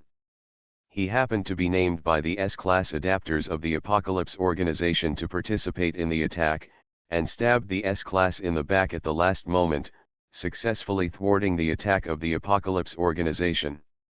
This man named Kellen was the man Luo Guang let go in Harlan City. He is now an A-level adapter of the Apocalypse organization. Originally, he fell into the beauty trap of the Apocalypse organization and was almost tricked into joining this organization. It was Luo Guang who exposed the conspiracy and made him wake up. Afterwards, the two of them discussed and decided to bring the Apocalypse organization to the table and expose the existence of this organization. Therefore, after leaving Harlan City, Crane began to investigate the affairs of the Apocalypse organization. However, there were great obstacles in his investigation, and he himself was in danger. He was caught by the Apocalypse organization and underwent memory modification surgery. So he lost contact with him for a long time, and it was only recently that he found a chance to contact Luo Guang, and was given the task of protecting O'Brien. Luo Guang actually had no hope that Kellen could succeed. He didn't think too much about it and just treated it as an investment. So when he let the other party go, he deliberately eliminated the virus in his body, base station version. Therefore, Crane was able to regain his memory and remembered that his target was not the Shinra virus that took effect, but the Harlan virus injected into him by the Apocalypse organization. Crane is an adapter of the Harlan virus. The Apocalypse organization confirmed this through testing, so they injected him with the tissue-modified Harlan virus. As a result, he immediately recovered his memory after being infected with the Harlan virus, and has been lurking since then. Luo Guang, who knew about this, also had his own guess. The Harlan virus is a rare biochemical virus that can cause the infected person to develop mental powers. The reason why Crane was able to successfully attack the S-class adapters is because he can now control his mental power to perform mental attacks on the enemy. The S-class adapter's willpower attribute is not high, and he has no mental power. Therefore, after he was mentally attacked, his movements stagnated significantly and he stopped. Only then was he seized the opportunity to kill him with an electromagnetic gun. Back to how he regained his memory. Judging from Kara's transformation, human memories may exist in the soul, or something ethereal. So even if the Apocalypse organization used physical means to clear and modify Crane's memory, in the end it was because Crane's soul was strengthened that his memory was restored. Although Crane and Luo Guang reconnected later, he was only an A-level adapter and had no access to core information and could not provide information that Luo Guang did not know. But O'Brien was different. He learned more about the Apocalypse organization from the clan. Combining the intelligence from Crane and Luo Guang, he already had a clear understanding of the location of the Apocalypse organization's stronghold in Europe, but now was not the time to divide his forces to seek revenge from the Apocalypse organization. After roughly understanding the situation in Europe, O'Brien began to ask about the situation in other continents. The BSA branches in North America, Africa, and Asia have no losses. The secretary truthfully stated the situation of each branch. I won't go into details about the North American division here. With Luo Guang personally in charge of the African branch, there is no problem, but we will talk about the specific situation later. It is worth mentioning the Asian side. The GIMS Research Institute located in a mysterious country was not attacked by the Apocalypse organization, so Luo Guang's researcher clone was not put to use and could not tell others what it means to be both civil and military. It happened that the BSA Asia branch building lacked the combat power to prevent the Apocalypse organization's attack, so he controlled this clone to assist in the defense and successfully thwarted the enemy's attack. By the way, the Apocalypse organization's attack on the mysterious country also failed. But this has nothing to do with Luo Guang. It is the people from the mysterious country who personally deal with the S-class adapters sent by the Apocalypse organization. What about South America and Oceania? As soon as O'Brien finished asking, he saw the secretary's face become serious. He had a guess in his mind and asked, "Is the situation bad?" The secretary nodded. The director of the South American branch said that he lost contact after he led the team to hide in the Amazon rainforest. I don't know what happened after that. But I successfully contacted the local agent, and the other party said that their branch and the personnel in the sub-base chose to break up into parts and directly abandon their fixed strongholds to fight guerrillas everywhere, so that the enemy would not be able to destroy their command system. O'Brien does not agree with the South American branch's practice of spreading out to avoid the Apocalypse organization, but he will not blame or direct the people there. He skipped the question for the time being and continued, "How is the situation in the local country?" Now he has no other choice. The BSA organization can only provide support in this situation, and it mainly has to rely on the military strength of the local country. The secretary shook his head and said that the situation in South American countries was not optimistic. He revealed the only good news: by the way, the Angel team of the GIMS force seems to have brought a team to South America to help. Carlos, the captain of the Angel team, was born in South America, and he went back to save his country. O'Brien said, "This is a drop in the bucket. In this situation, it is best to concentrate on doing big things. It's better to have support than none." After the secretary finished speaking, he spoke favorably for the director of the South American branch. The people in the South American branch had no choice but to disperse in order to preserve their anti-biochemical forces. According to the plan they submitted, the South American branch established the secret base, where they should rebuild the communication system later. Keep paying attention and tell the local agents about GIMS support. O'Brien finished his instructions and then asked about the situation on the last continent. Where is Oceania? The secretary replied, "The branch has basically lost contact. The last message sent back was that their building was breached by the Apocalypse organization." Then he talked about the situation of the survivors. There are still some branch agents alive, but they can't do anything. They can only gather survivors and lead them to build shelters. Not only that, he also had bad news to say.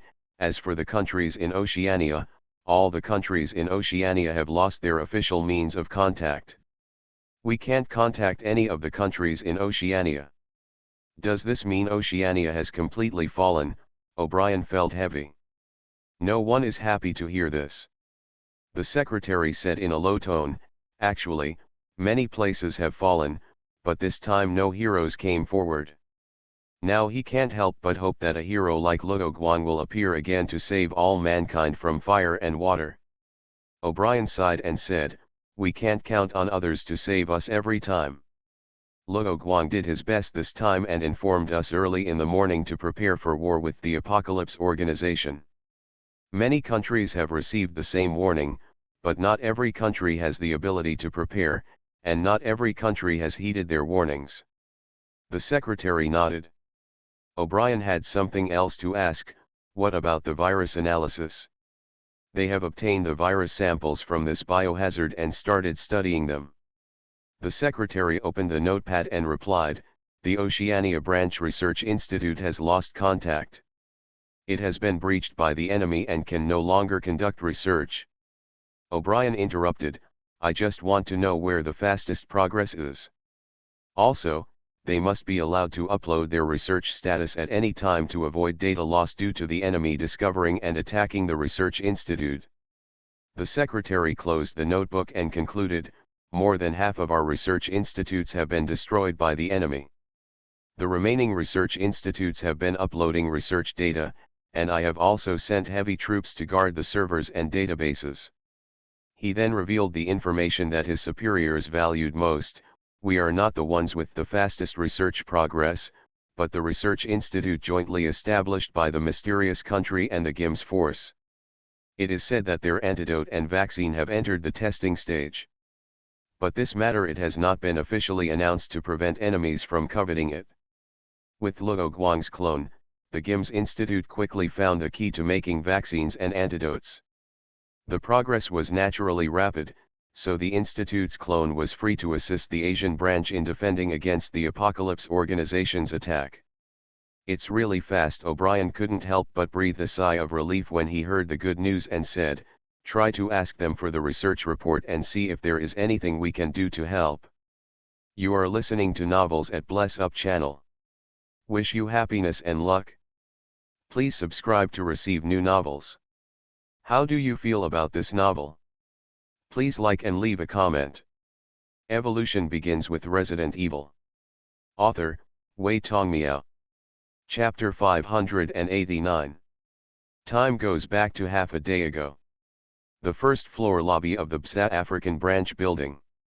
Luo Guang was sitting on the chair at the front desk, waiting boredly for the people from the Apocalypse Organization. Others in the branch did not evacuate, but worked on the floors above while waiting for the outcome of the battle below. Normally, he should move Ashley to a safe place first. But the safest place now is here, and the safest place is around him. Moreover, Luo Guang is also worried that after Ashley and him are separated, the Apocalypse Organization will attack here and there to catch Ashley, and then force him to submit. As for Jill, she is not in this building at this time. Instead, accompanied by Luo Guang's clone, she is dealing with biohazard incidents across Africa. In the current biochemical crisis, it is the easiest to eliminate zombies. The difficulty is that many people are basically infected with the virus and have become the source of virus infection. They need to be temporarily isolated and managed centrally.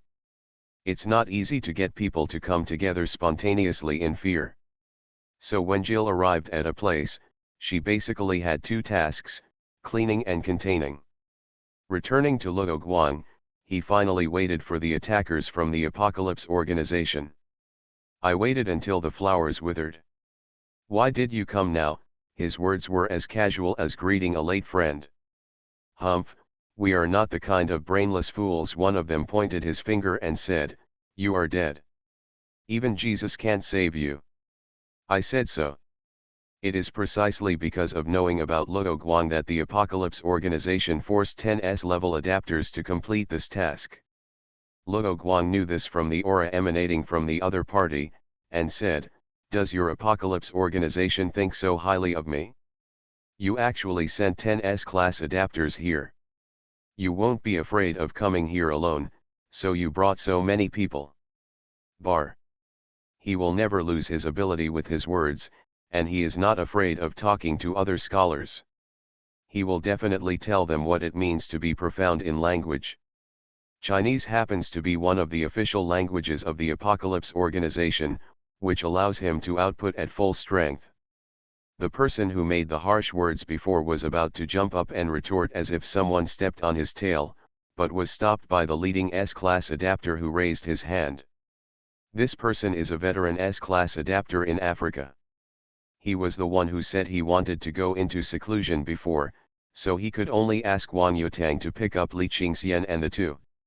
This person is one of the few who does not relax in training because of his status as an S-Class adapter, so he is naturally the strongest among these 10 people.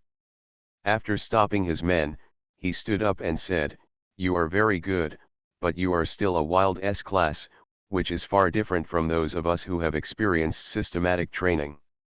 Luo Guang snorted coldly and said, "Humph, how strong are you? There are quite a few S-Class apocalypse who have been defeated by me."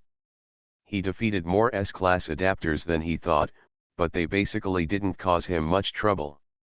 With the support of the system, he becomes stronger very quickly, and there is basically no upper limit. So even though he has only traveled through time for 6 or 7 years, his strength has already surpassed that of ordinary S-Class adapters of the apocalypse. Much better than you. Long-term training made the leader of the enemy full of confidence, and in turn mocked, "I don't know what the people above think. It takes so many people to deal with a bastard." He learned from Li Qingxian that Luo Guang liked to talk trash in battle to anger his enemies, so he did not fall into the trap and treated others in his own way. That's right. Other S-Class adapters immediately agreed, but they were obviously disturbed by Luo Guang's words. After Luo Guang passed the game in his hand with full score, he threw the game console casually at the front desk. In other words, he had never looked at those enemies directly before, and he looked calm and calm. He stood up and looked at the enemy. The cynicism in his eyes had disappeared. "You are actually smarter than your superiors, so why do your superiors ask you to do tasks? Shouldn't they take you back to the headquarters directly?" Luo Guang wouldn't fall for it. It was rare for anyone to criticize him, so he couldn't even be happy. What do you know? This is the organization's favor for us, so it specially trains us." Except for the one who took the lead, everyone else retorted one after another. They were obviously anxious because of what Luo Guang said. The leader's focus was not on this, because he deliberately rejected the messenger from the headquarters for training. He asked, "You know so much about our apocalypse organization, then you should know the purpose of our organization, right? For the sake of human evolution, but this seems to be quite watery. Everything we do now is to push humanity to evolve again. By spreading biochemical viruses, by killing. This is a necessary sacrifice. As long as human beings evolve in this ordeal, everything will be worth it. This is for the happiness of human beings for generations to come. Funny, why do you think humans will evolve because of this kind of thing? So many people died in the 2 world wars, but only in exchange for the rapid development of science and technology. This kind of thing you do will only promote the development of science and technology again, and will not allow the human body evolves again." Luo Guang felt that it was impossible for the other party to compress evolution into such a short period of time. After all, not everyone had the system. "Well, it seems that you are not on the same journey as us. But I don't blame you. You are not from the Apocalypse organization, so naturally you don't believe that we can do this." Luo Guang felt a chill in his heart, thinking that the other party might know some information that he didn't know. At this time, another pampered S-Class adapter intervened. "Sir Simone, what can we say to such a stubborn and ineffective person? The other party is stalling for time. Let's complete the task quickly." This task was forced to be carried out by 10 S-Class people. It seemed very dangerous, so at first no young S-Class adapters dared to take it on.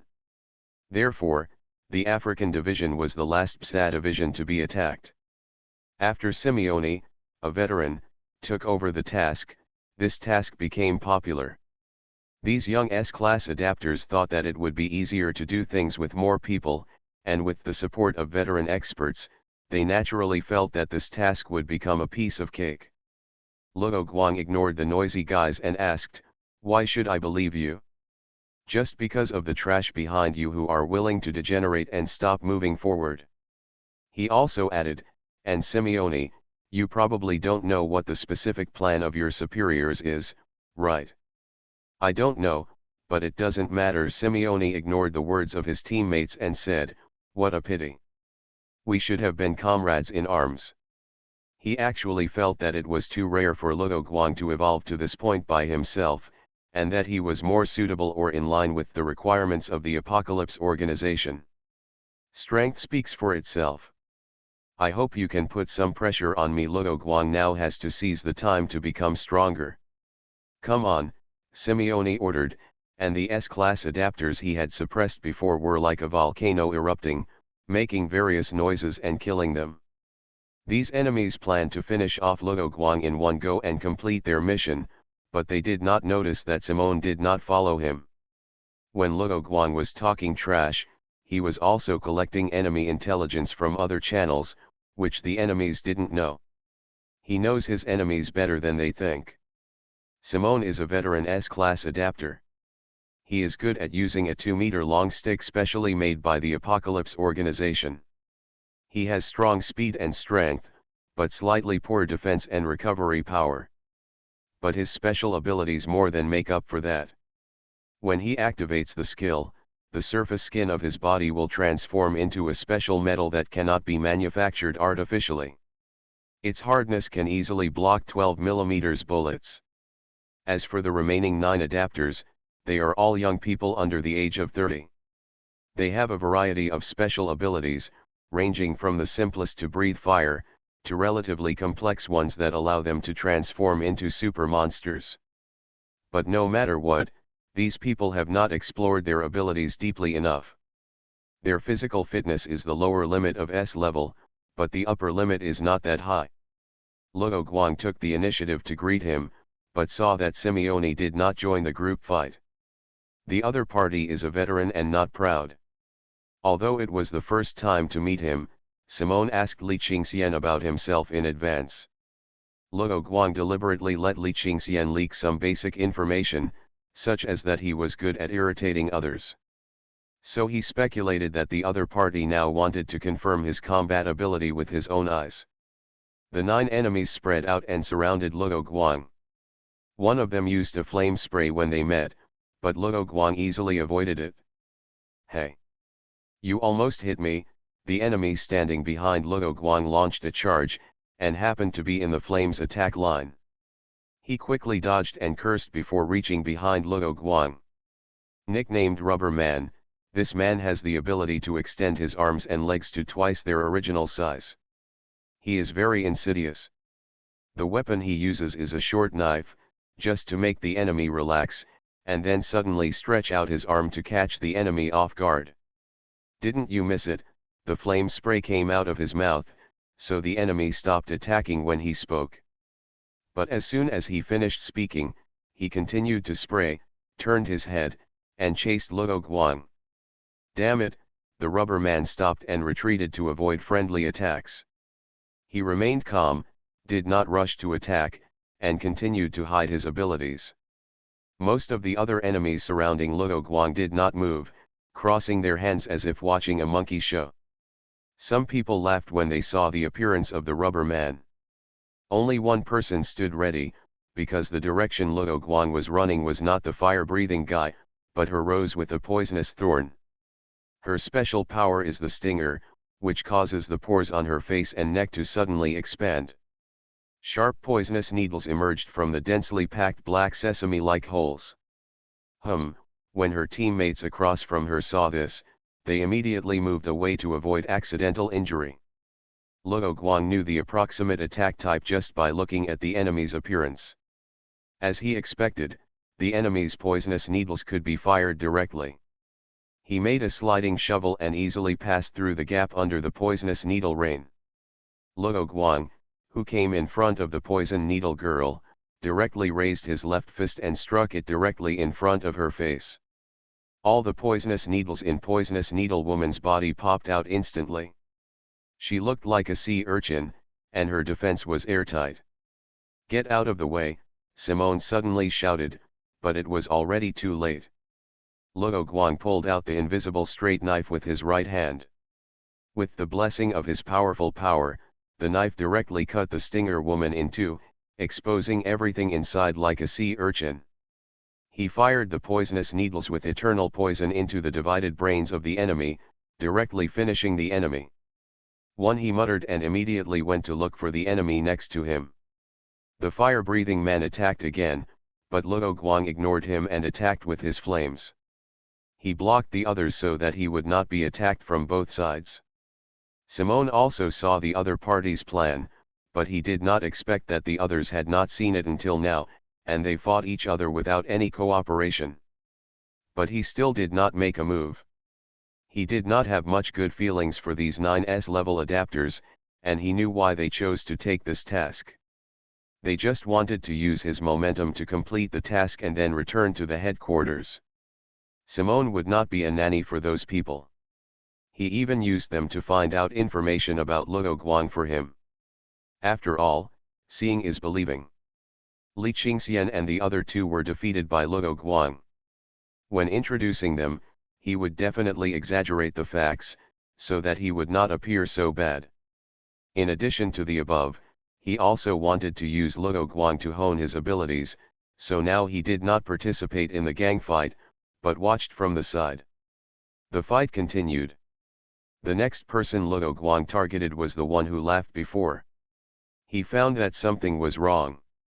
How could anyone beat an S-level adapter as easily as cutting a melon? Bone armor emerged from his body, and the whole person looked like he was wearing a suit of armor. The hardest part of a human is the teeth, and the enamel on them can reach a hardness of 7 Mohs. And the enhanced version of this thing is the material of the armor on this S-level adapter. However, this person's fighting skills are too poor. Luo Guang directly blocked the enemy's fist, inserted the straight knife into the gap between the enemy's helmet eyes, and killed another person. 2. After he used the eternal poison to make up for the knife, he did not forget to taunt, and said, "Are you an acrobatic troupe? You can't block a single move, it's too embarrassing, isn't it?" No one stipulates that the skills of S-level adapters must be so special or suitable for combat use. It depends more on how much you can dig out.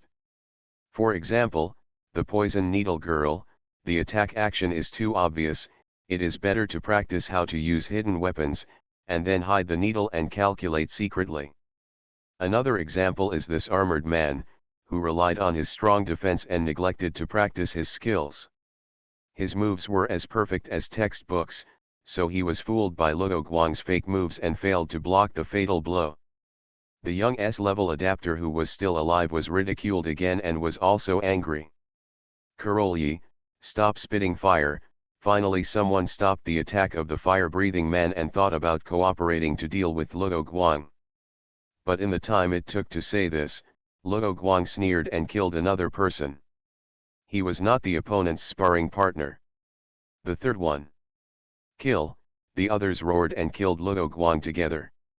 Although they wanted to cooperate, the result was full of mistakes.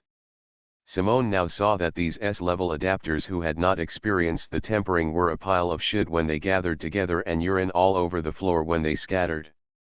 They were simply useless.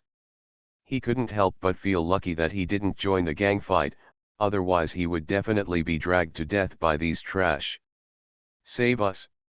Lord Simone," the people who were still alive shouted and ran towards him. Luo Guang followed closely behind, killing them one by one, and kept counting in his mouth, which put great psychological pressure on the living. The eighth one, he stopped after killing this person. Because Luo Guang saw Simone kill the escaped man with his own hands. The ninth one, Simone said what Luo Guang had not finished. Evolution begins with Resident Evil. Author, Wei Tongmiao. Chapter 590. The other party's behavior and words made Luo Guang laugh, and he said, "Aren't you afraid of being blamed by the higher UPS for doing this? Haha, this test of human evolution also includes us S-level. But these people actually asked me for help when they encountered difficulties. Simone looked relaxed, as if he had just killed an enemy, not a teammate. No one wants to die, it's human nature. Luo Guang judged that the other party should be a training madman or a fighting madman, and the only thing he cares about is the improvement of his own strength. Simone shook his head and replied, they are not ordinary people, but S-level adapters selected from thousands of people. They are the most likely humans to evolve first. He took a step forward, and his momentum rose steadily. They have a heavy responsibility, but the organization was too kind to them before, otherwise humans might have entered a new era long ago. Simone said his opinion and kept approaching the enemy in front of him. Luo Guang's muscles tensed and he went directly into the regular strengthening state.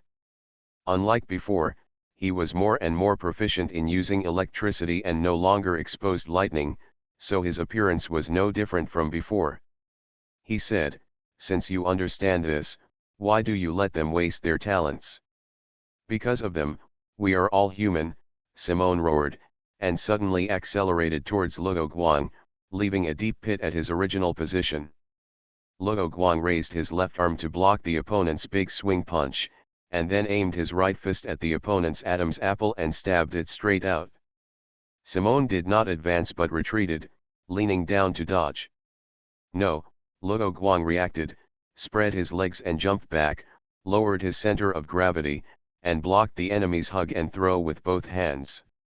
Simone, who originally wanted to drag the battle into a ground battle, showed a grim smile on his face, thinking that he finally met a new opponent who could fight. He had challenged all the S-level in the organization a long time ago, so he stopped looking for those S-level adapters who lived a pampered life in the organization to spar with a long time ago. Therefore, Simone has not encountered such an enemy that makes him excited for a long time. The two sides began to wrestle, without any skills, just a pure strength competition. Ha ha ha. I'm sorry for what I said before. You are a real warrior. Simone still had some strength to speak. He saw that the other party still had some strength when he was surrounded just now, and even now he still had some strength. He took advantage of the other party's punch attack to dive and throw him, but the enemy's speed suddenly increased and changed his action in time to block his attack. I'm not a fighting maniac. If there were other choices, Luo Guang would rather hug his two wives and roll in bed every day. Just as the other party predicted, he still had some strength to spare, and now he was just in the regular strengthening state. He couldn't help but feel lucky that he entered the state in advance, otherwise he would be passive once he fell into a disadvantage. Simone's muscles swelled up because of the force, and he roared and began to increase the stakes. Luo Guang accurately controlled the strengthening strength of his muscles and used every bit of energy efficiently to ensure that he would not be overwhelmed by the enemy. Simone felt the power coming from the other side and kept up with his own rhythm steadily, and smiled. You still say you don't like fighting, your skills are not something that all S-level people can master. He knew that the other side's skills were extraordinary just by Luo Guang's control of his body muscles and his grasp of strength. Just let it go. Luo Guang suddenly entered the burst mode and briefly overwhelmed the opponent's strength. Simone was caught off guard and was pushed back 3 meters. He showed a happy expression on his face, and the strong oppression that flashed across the opponent made him even more excited, and he couldn't help but think of the days when he was 4 years old and fought with a group of lions. Simone was not so strong from childhood to adulthood. Other S-level adapters born in the same period can be said to be gifted. It is common for them to walk on the first day of birth, and their own talents often appear when they are 1 or 2 years old. His talent has not yet been revealed, and his parents began to doubt whether there is something wrong with Simone's adaptability test results. Although his physical talent was not fulfilled, Simone's mind was very precocious. In order to activate the dormant ability in his body, he left his warm home alone and practiced for the first time in his life on the African grassland. As a young boy who was separated from the group, he was naturally targeted by the lions. Simone's talent awakened at the critical moment of life and death, allowing him to survive the lion's mouth. He also understood why his ability had not emerged for a long time, because his ability could not be trained in a stable environment. Only by constantly fighting and constantly honing could it be exerted and become stronger. It can be said that this ability is born for fighting. Come again, this time it was Simone's turn to suddenly exert force. Luo Guang, who had turned off the burst state, was pushed back, and the two sides returned to their original positions again. Luo Guang was thinking about what to do next. He couldn't keep wrestling like this, and this would not bring out his own abilities. If he wanted, he could use lightning attacks and then separate from the opponent, but he sensed that someone in the distance was watching the situation here. That person was not arranged by himself, so it could only be someone from the Apocalypse organization. Because there was no such situation in other attacked places, Luo Guang felt that those people's target must be him. The purpose of the enemy doing this was either to monitor him or to attack him by surprise. If it was a sneak attack, he was not afraid because he had already discovered the existence of the opponent. Luo Guang still remembered that the 12th seat mentioned the pure human, so if the other party was here to monitor him, he would not use those special abilities unless it was absolutely necessary. Before he could think of a way, Simone gave up wrestling first. He pulled his hand back and said, "Let's stop with the appetizer." Luo Guang followed the inertia of the force and chased after him. Hooks, jabs, and swings were all blocked by the opponent. Seeing this, he stopped chasing and replied, "Come directly, don't always think about testing." Simone still thought that the other party was a war maniac, otherwise why would he be as anxious as himself to eat the main meal? He pulled out the two short sticks behind him, and then combined them into a 2-meter-long stick. Luo Guang also pulled out his invisible straight knife again. The two sides clashed again. Simone was strong and was at the top level among S-level adapters, but the stick method he used was both hard and soft, and he did not choose the method of breaking all methods with one force. The blade of the straight knife in Luo Guang's hand is only 23.78 centimeters long, which is like a dagger compared to the opponent's long stick, and is at a disadvantage in terms of weapons. If the enemy's stick method is open and close, he still has the strength to fight, but now the opponent has fully utilized the advantages of the long stick and has not revealed any flaws. Simone was well prepared. He deliberately kept a distance before for the current situation. As long as he does not enter the attack range of the enemy's straight knife, he will be safe. When the knife and stick intersected, Luo Guang saw that the straight knife in his hand, which used to cut iron like mud, had spangles flying out. This knife has been used for a long time, and the blade has always been smooth as before, and there has been no gap on the blade, but today it was broken. Luo Guang actually saw that the material of the opponent's long stick was unusual, but if he did not block it just now, he would not be hit on the head, but on the shoulder. In the battle between masters, one wrong step will lead to all the wrong steps, so he will not let the opponent hit him. This is his fighting style, so even if his own recovery and defense are not weak, he basically will not use the method of exchanging injuries for injuries. He pulled away and came out of the attack range of the enemy's long stick. "This is my own stick method, it has no name." Simone licked his lips. Although Luo Guang fell into a disadvantage, it was also because of the weapon. You should know that in the past, no S-level who had fought with him could block his long stick attack for so long. Luo Guang looked at the gap in the straight knife in his hand and sighed. He didn't know whether the metal industry company could still open for business in this world. "Old man, you have worked hard, hold on a little longer." He did not put away the knife, nor did he pay attention to the other party's words. "I'm going." Since the enemy didn't respond, Simone was not polite and continued to press forward. Luo Guang did not retreat but advanced, as if he had not learned the previous lesson. "Come on." Simone felt more and more that Luo Guang did not retreat in the face of this situation, but bravely moved forward, which was very much to his taste. He couldn't help wondering if he should show mercy and take the opponent back to organize himself after defeating him. Since his straight knife couldn't reach the enemy, Luo Guang didn't use the hammer grip to increase the attack distance. He chose the ice cone grip and put the back of his hand on his forearm.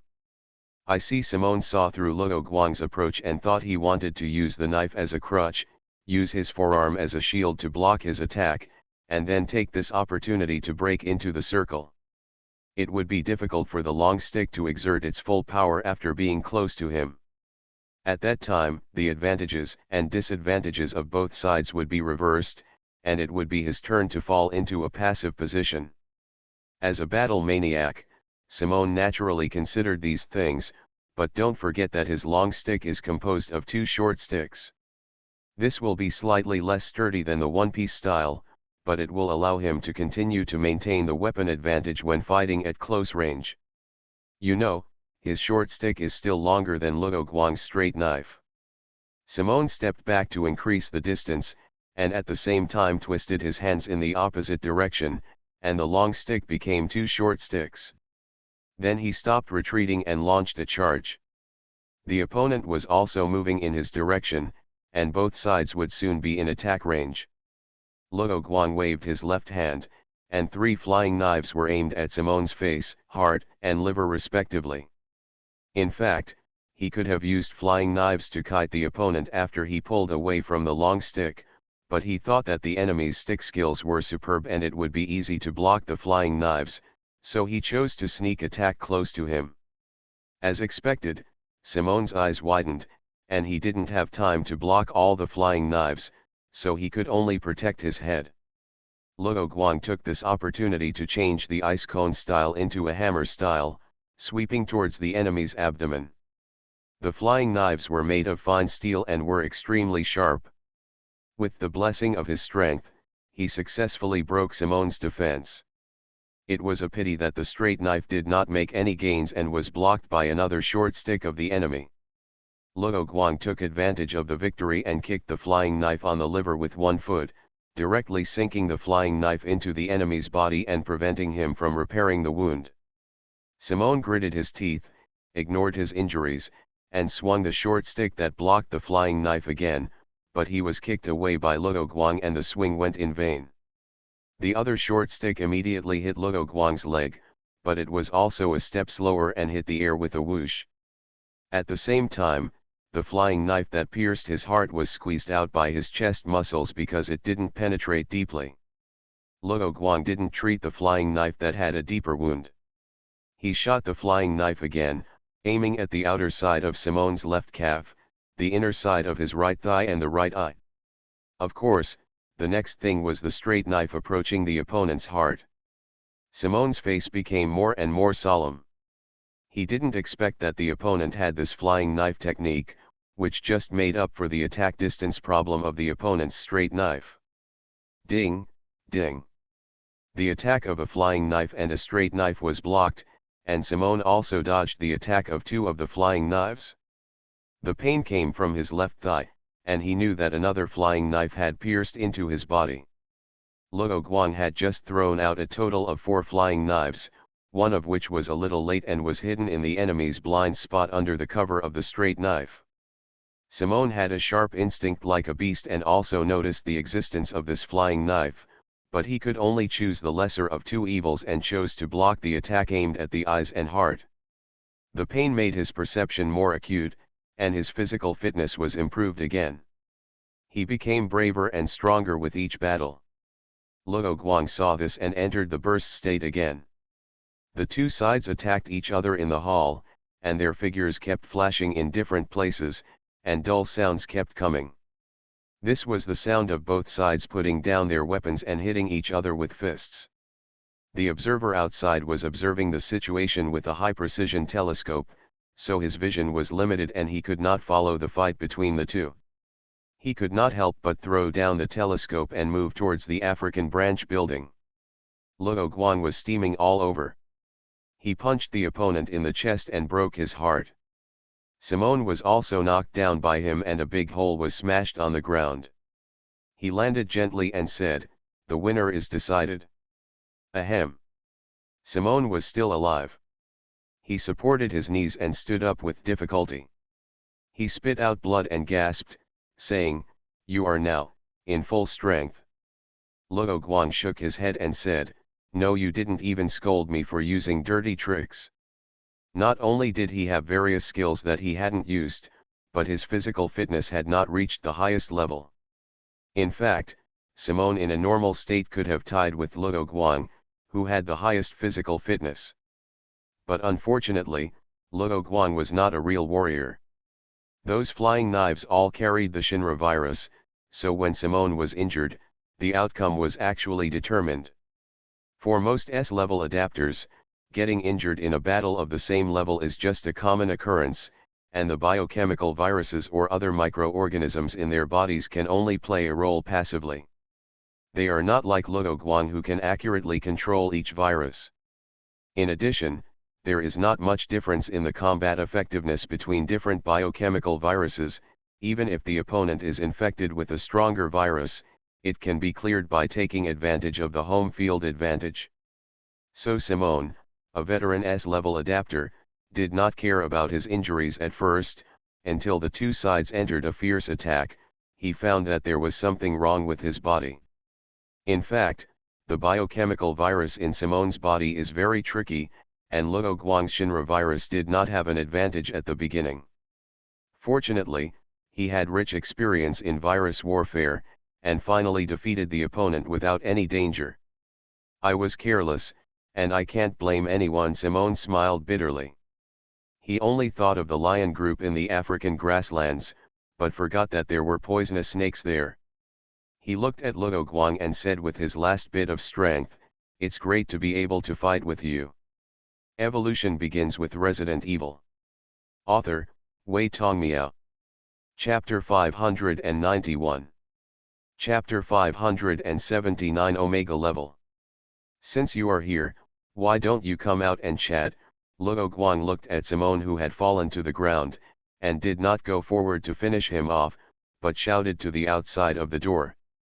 As soon as he finished speaking, applause rang out, and a beautiful figure walked out from behind the thick supporting pillar outside the door. Luo Guang squinted his eyes and saw the other person's face clearly. It was someone he knew. "I haven't seen you for many years. I didn't expect you to be so strong that you can easily defeat even a veteran like Simone." The other party did not continue to approach Luo Guang, but kept a distance, stopped the applause, and continued, "I regret more and more that I let go so easily back then. Be careful when you speak, we didn't even shake hands. What are you talking about letting go?" Luo Guang's face did not show the joy of meeting an old friend, but only vigilance. "I had already seen through your lies back then, Wang Wei." The person in front of him was Wang Wei, and she asked back, "Do you know everything?" That's what she said, but from her expression, she didn't seem surprised that Luo Guang discovered the truth. "That's right." Luo Guang did not say how he found out. Wang Wei did not ask such questions that the other party would not answer. She looked at Luo Guang thoughtfully, with a burning gaze, as if she wanted to eat Luo Guang. This passionate gaze did not contain love, but the gaze of a hunter seeing his favorite prey. She had endured for so many years, and it was finally time to pick the fruit. She must get Luo Guang's body. At the beginning, Wang Wei let Luo Guang go outside to train him and to see how far Luo Guang could go. Although she was willing to sacrifice her body for her family and herself, her husband could not be an incompetent person, otherwise it would be a loss of status. This invisibly provided time for Luo Guang to develop. It was just that the plan could not keep up with the changes. Luo Guang's development speed far exceeded the 10-year maturity period that Wang Wei and the Wang family had estimated at the beginning. It was not until the company's chaos that Wang Wei discovered that the other party had become an S-level adapter at some point, far exceeding the judgment of the Apocalypse organization at the beginning, and it had become difficult to start. In addition, the Apocalypse organization's new era plan was about to be completed, and they could not make trouble. Now the opportunity has finally come.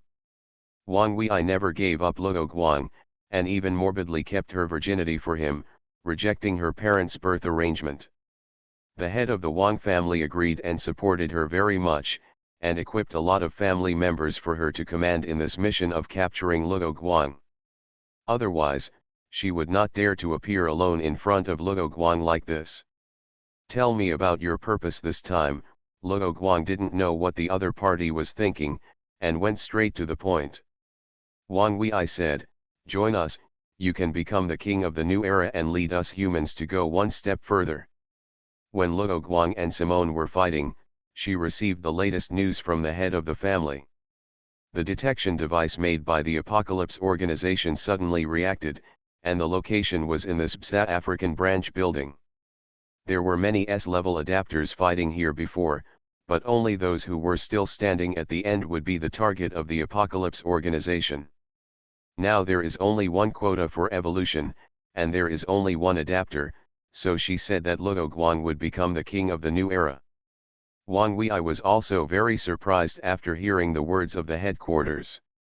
She didn't expect that the person who was released would be the target that the organization was looking for. As long as the other party accepts the organization's gift, he will immediately evolve into the strongest person in the world. She should have captured him directly at the beginning, even if the growth rate was slower, it would be worth it. However, this is all hindsight. After changing the growth environment, Luo Guang may not be able to achieve the current achievements. Hearing this, Luo Guang laughed and refused, we are not the same kind of people, and I am not interested in being the king. This is the responsibility given to you by fate, you can't escape it. Wang Wei continued, this is a good deed for the benefit of mankind. I know you care about the biochemical crisis very much. As long as you become an evolver, you can order the Apocalypse organization to announce the antidote at any time to quell this disaster. Luo Guang replied, first, I will definitely be brainwashed after joining your organization. You don't think I don't know that your organization has memory modification technology, right? Wang Wei was silent for a while and said, this is just a trivial price. Second point, Luo Guang did not refute because there was no need, and said, I am not interested in leading human evolution, nor am I interested in you. Wang Wei sighed and said, sure enough, in the end, we can only rely on force to solve the problem. Luo Guang said with a mocking face, rely on force? Do you mean the 18 people you hid outside? Or the 7 people who are attacking my girlfriend? He knew everything about what happened. The Wang family had a plan. In order to capture Luo Guang, they sent an S-class adapter to capture Jill while Simone and others were holding him back. Wang Wei was born beautiful and confident that no one could resist her charm. However, when she showed her proud figure to Luo Guang, the other party was fascinated but did not take any further action. The reason was simply because he already had a girlfriend. This shows the relationship between Luo Guang and Jill, which was actually his weakness in the eyes of the enemy. Therefore, Wang Wei planned to use Jill as a hostage to force Luo Guang to surrender. As long as he was caught and his memory was transformed, the rest of the matter would not be decided by the other party. So when she heard that Luo Guang had seen through her plan, she showed a surprised expression for the first time. She was weaker than Simone in combat power, and was only equal to Wang Yutang, who was defeated by Luo Guang. What's wrong? Luo Guang saw that the other party took a step back unconsciously, and said with a smile, don't ask other friends to come out and meet each other. Wang Wei gritted her teeth and said, don't be complacent. She said a few words to the headset, and the S-level adapter who was ambushing outside came out. Our Wang family is different from those trash. Although there was no 9-on-1 fight before, it was because those 9 people had not experienced much combat. The Wang family is different. Regardless of the level of the adapter, they will send people out to perform various tasks. That's why Luo Guang met so many people with the surname Wang.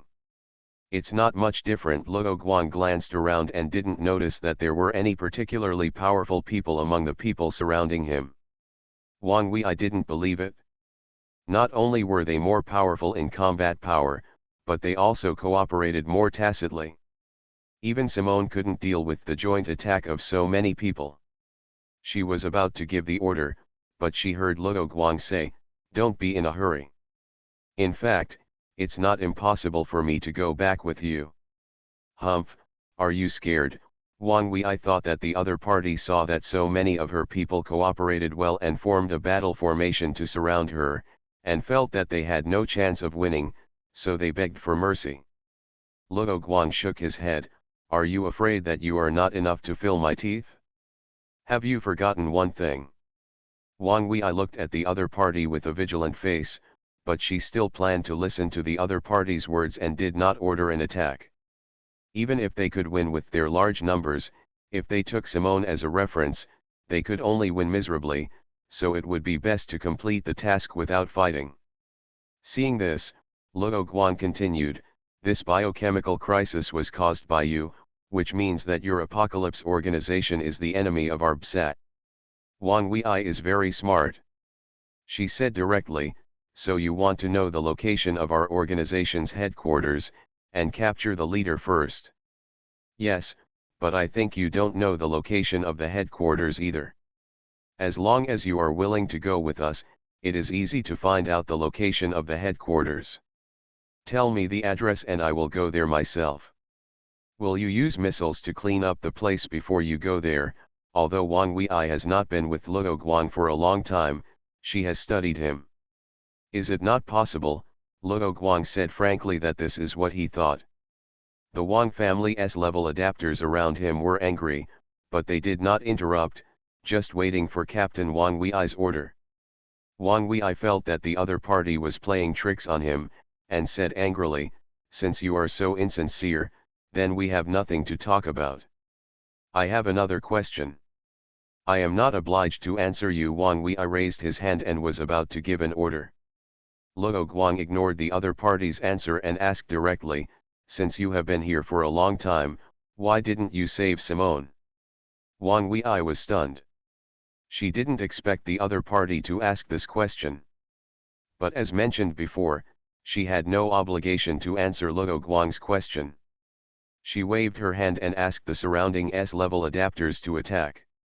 They had a clear division of labor, 3 people in a group, and 18 people were divided into 6 groups to attack Luo Guang. 2 of them were responsible for long-range attacks, 1 was responsible for roaming and sneak attacks, 1 was responsible for containment and frontal confrontation, and the last 2 groups filled in according to the situation. "Forget it, why are you so angry, menopause?" Luo Guang shouted loudly. Wang Wei ignored it, but the anger in her eyes became worse. The 3 enemies responsible for frontal containment grew various kinds of spiked armor and surrounded Luo Guang with a triangular formation. Clear division of labor, tacit cooperation, indeed better than the previous 9 people. The surrounded Luo Guang commented easily, but the voice was no longer in the encirclement. He was not afraid of the enemy's beating. It was true that there was strength in numbers, but it also depended on the situation. This hall could indeed accommodate so many people for fighting, but so many people beating one person seemed a bit crowded.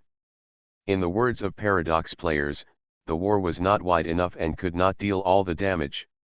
So even though the opponent had 2 long-range attack teams, they could only watch from the side most of the time. It's a pity that the guy responsible for sneak attack output was vulnerable. He raised his knife and killed a sneak attacker first. The enemy responsible for roaming was not slow, but not fast enough, so without outstanding defense, he could not resist Luo Guang's fatal blow. "And your tank position is too slow," Luo Guang added while avoiding the long-range attack and killing the long-range attack group. Wang Wei took several steps back. She saw that the opponent had directly entered the state of the final duel with Simone. She suddenly realized that she had forgotten one thing, which was to test Simone's defeat. Although from the results, there is nothing to ask, Simeone was defeated in the attack, but this is just a superficial matter, and there is no harm in trying to see if you can get intelligence.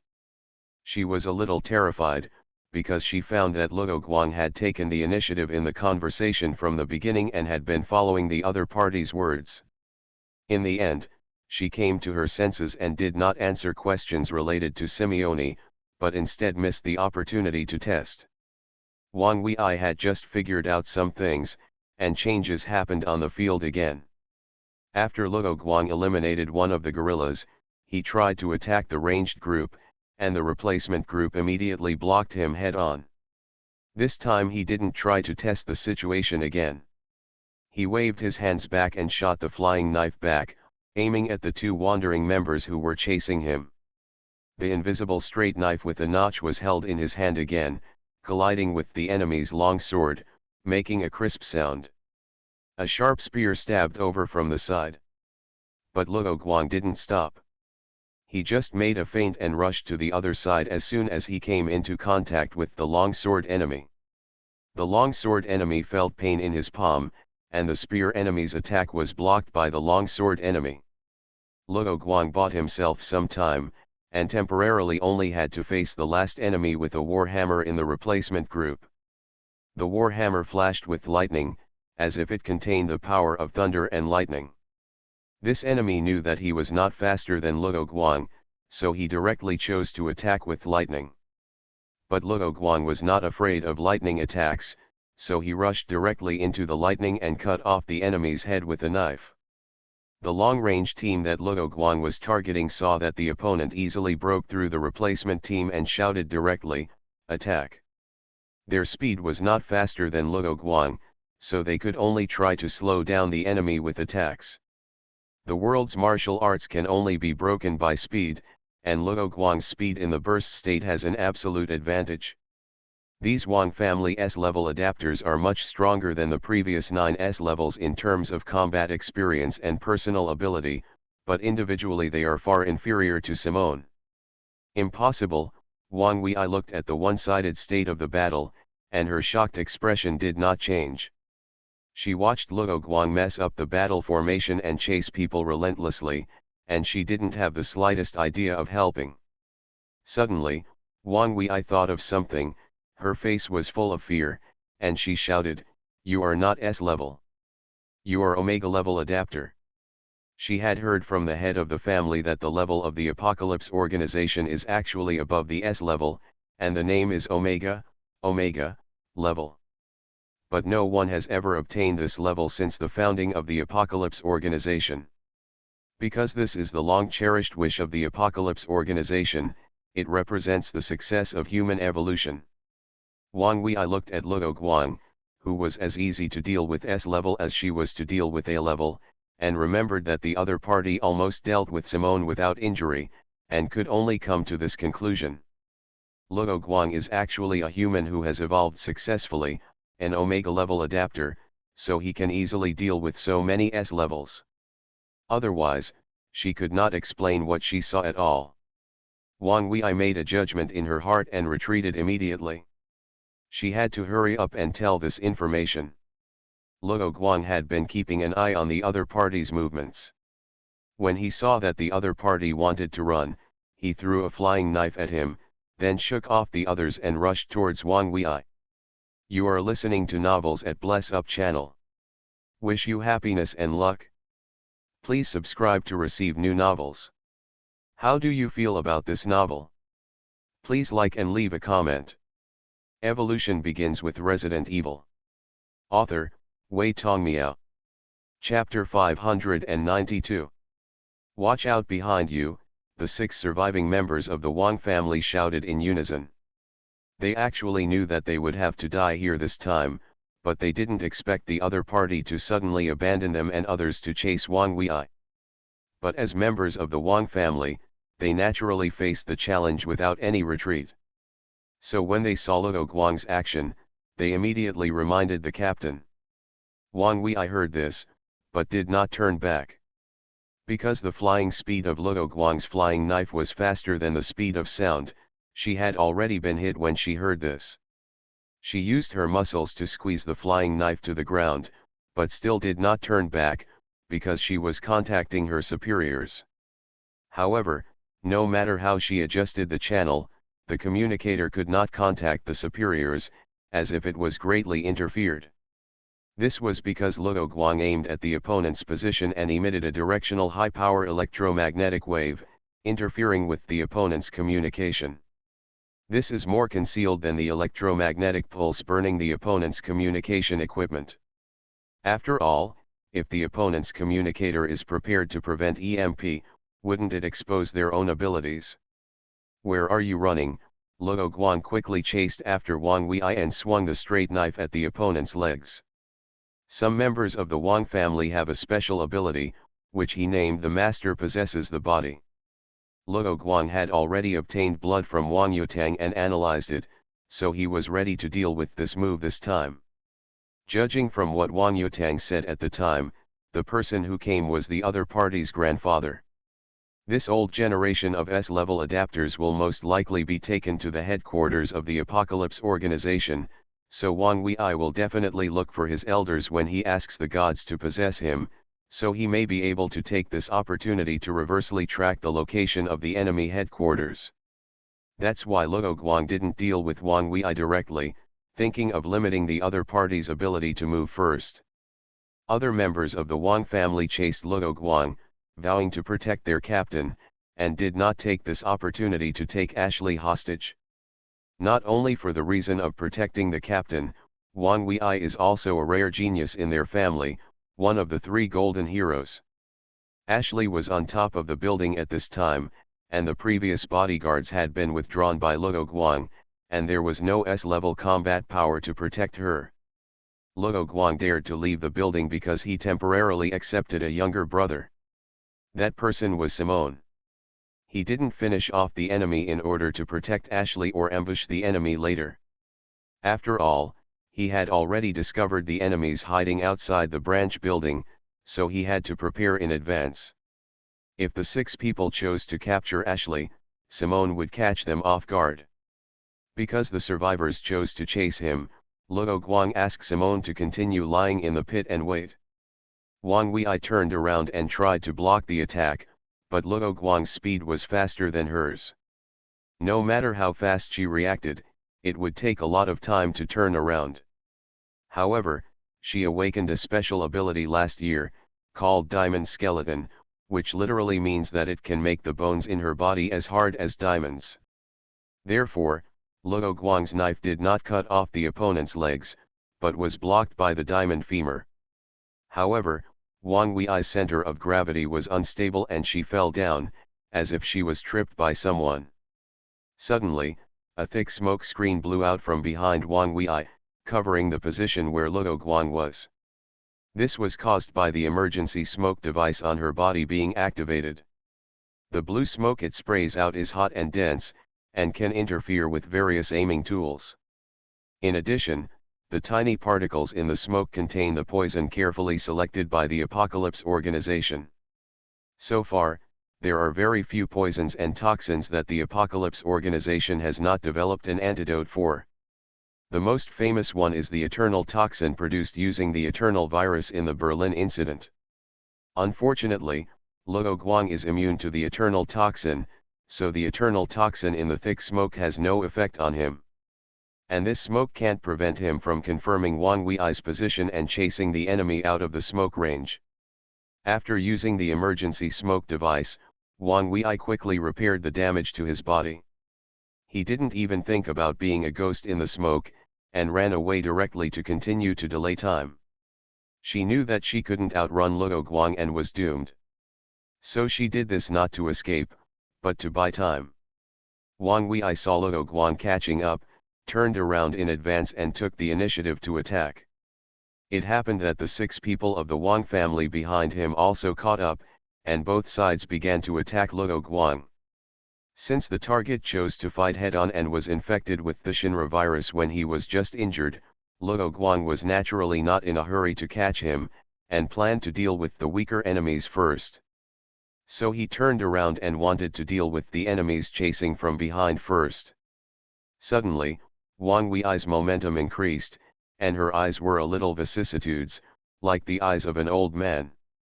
She was called the Golden Three Heroes, and of course she had her own uniqueness, that is, She could contact the family members on her own. Those Wang family S-level adapters would chase Luo Guang because she gave an order in their minds. The moment she knew that the communicator was interfered and could not be used, she began to try to contact the head of the Wang family. The reason why she used the word try is because this ability is limited. Wang Wei and the 6 people were relatively close, so it was relatively simple to transmit sound through the air, but the head of the family was thousands of miles away, and the distance was too far. It was impossible for her to succeed in one go, so she had to buy time. But as long as the contact was made, the channel between the two sides would be as solid as a rock and would not be easily interrupted. After all, blood is thicker than water and will not be severed just because the traveler travels far away. At this time, Wang Wei, who was controlled by the head of the family, had more experience and fighting skills. She pulled out the long sword on her back and slashed at Luo Guang's back. Although she was controlled, Wang Wei could still sense the situation outside and learn from the head of the family's fighting experience. This is very convenient for learning fighting experience, but the Wang family has never used this ability to let their descendants learn the fighting methods of their elders. One is to keep pace with the times, and the other is individual differences. In order to achieve the strongest form of oneself, personal self-cultivation is the best choice. Luo Guang has killed 3 more people, and his body did not turn around. He directly blocked the attack behind him with a move of Suqin's back sword. The flying knife suddenly appeared, and Wang Wei twisted her slender waist to avoid the attack, and the long sword attacked again. Luo Guang took this opportunity to turn around and face the enemy head-on. The swords crossed, and the sound of the jade and the gong added a song to this battle. The other 3 people of the Wang family received the latest order and turned to run to the building of the African branch. Luo Guang was not affected. There were only 6 enemies before, and it was impossible to deal with Simone. Now that the other party has fewer people, it is even more impossible to complete the task, so he immediately asked Simone to ambush at the door and kill one person first. Wang Wei's moves are vicious and deadly, but Luo Guang's defense is also airtight and flawless. Huh, is that all? Wang Wei spoke with an air of old-fashionedness. Luo Guang smiled but said nothing. The other party's ability could not retrieve the previous battle situation, so he immediately let go after discovering the change in Wang Wei's temperament, so that his combat power maintained an advantage, but it was no longer overwhelming. The reason was to track the position of the controller behind Wang Wei, so it was necessary to delay time. His guess was not wrong. The head of the Wang family could not retrieve Wang Wei's memory. But Wang Wei's self-awareness was still there, and she could communicate with the head of the family directly in her brain. Master, his speed and strength were not as slow as they are now. This may be a trap. Don't worry, Xiaoi. I think the other party entered the burst state when he was surrounded, not the Omega level you said. Although the head of the Wang family said so, the fact that he could be so strong in the burst state actually shows that Luo Guang is infinitely close to the Omega level. For the Wang family, this is good news and bad news. The good news is that if the Wang family can get the current Luo Guang, the family can move up a level, and it is not surprising to even directly complete the transformation from old humans to new humans.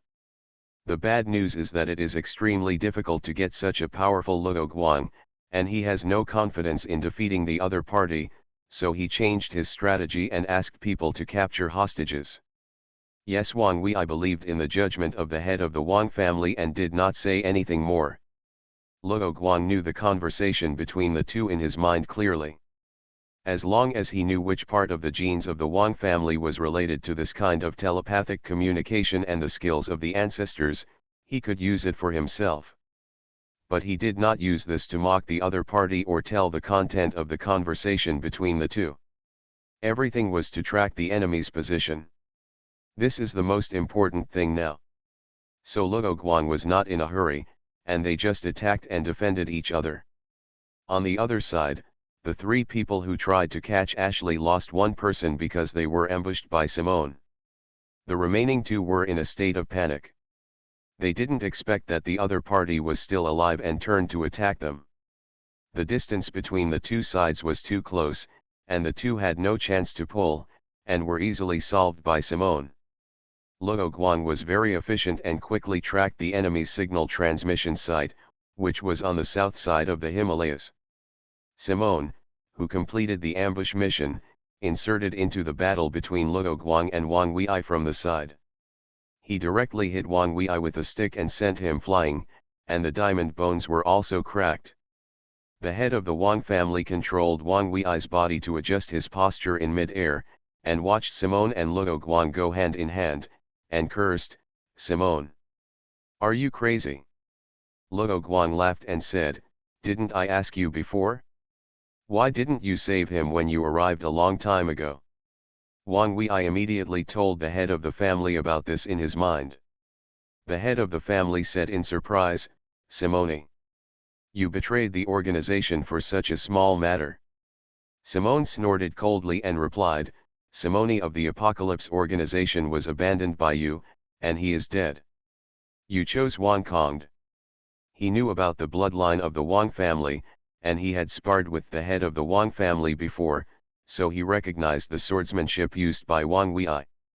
This swordsmanship was passed down from their ancestors of the Wang family, but even if it was the same move, each person would use it differently. So Simone instantly recognized that the person controlling Wang Wei's body at this time was the head of the Wang family, Wang Kongd. Damn it, Wang Kongd was also confused for a while. He couldn't understand how an old man like Simone could betray so easily. The current situation took a turn for the worse.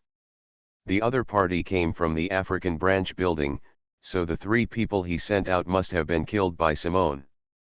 His plan to capture hostages failed, and he had to think of another way.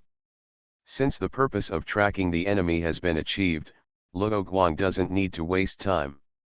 Wang Kong's combat experience and skills, coupled with Wang Wei's young body, can indeed exert a strong strength, but facing two strong men without any water, the only result is defeat. Leaving behind a word of defeat, Wang Kongd released the control, and Wang Wei was cut down by the two. At this point, the attack on the BSA African branch finally came to an end. At the same time, the attack on Jill and the attack on the GIMS base were perfectly resolved. As for the situation of the governments of African countries, it was worse. But the problem was not big. Ashley had already dealt with the problems of various countries and ensured that these countries would not fall behind. Luo Guang took Simone back to his office and asked for more information about the Apocalypse organization. What Li Qingxian said was similar, but there were still some different information. To be precise, the Omega level is not the level of adapters, but the level of new humans. The current goal of the Apocalypse organization is to allow all humans to enter this level. But people are born different, not everyone can evolve into a new human.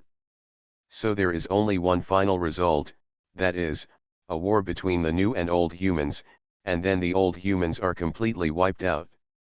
It is true that ordinary people can now use electromagnetic guns to eliminate S-level adapters, but it is not so easy to eliminate the Omega level with this thing. The old humans are dead, and the humans still alive in the world are naturally new humans. For the Apocalypse organization, this is considered to have completed a phase task. The reason why it is staged is that the pace of evolution will not stop. After listening to these words, Luo Guang did not make any comments, but asked about the situation in the south of the Himalayas. Although he could confirm Wang Kong's location, he could not confirm that the headquarters of the Apocalypse organization was there, so he did not contact the mysterious country to launch a missile attack on that place immediately. Simone had gone everywhere to find people to exchange ideas, so he knew the location of most of the Apocalypse bases. He thought about it and said that there was no Apocalypse organization base in that place. Luo Guang raised his eyebrows. There must be something wrong with the abnormal situation. The Apocalypse organization has branch bases all over the world, and it is impossible to miss this place. If that place is really the headquarters of the Apocalypse organization, then it is time to blow the horn of counterattack. In addition to this Apocalypse headquarters, he knows the location of other bases clearly, but so far he has not sent people to attack these places comprehensively. At first, they only gradually nibbled away to prevent alerting the enemy. Now, the world is troubled by the biochemical crisis incidents happening everywhere, and there is no time to fight the enemy, and naturally there is no time to deal with the Apocalypse organization. Judging from the movements of the Apocalypse organization, the headquarters has the most important thing in their plan. Therefore, in order to stop the enemy's plan, Luo Guang must know the location of its headquarters in order to eradicate the entire Apocalypse organization.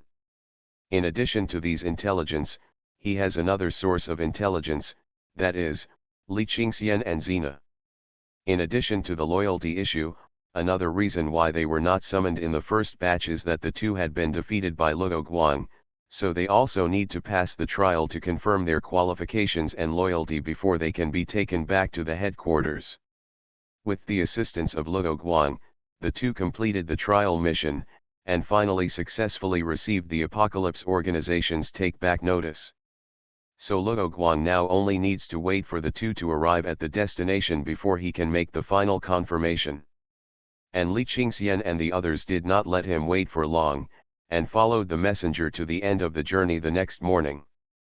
The place where the two of them stayed was exactly where Wang Kong was, so Luo Guang could confirm that the headquarters of the Apocalypse organization was there. Evolution begins with Resident Evil. Author, Wei Tongmiao. Chapter 593. Now that the location of the target headquarters has been confirmed, it is time to resolve this incident. The Apocalypse incident was the same as the corporate rebellion initiated by Wesker that year, affecting the entire world and causing a large number of casualties. It is conservatively estimated that 1/3 of the Earth's population may have been wiped out on the day of the outbreak. Zombies are just one type of enemy. There are still many human beings who have chosen to unleash their evil intentions during this disaster, destroying order and civilization, and causing great trouble to anti-biochemical work.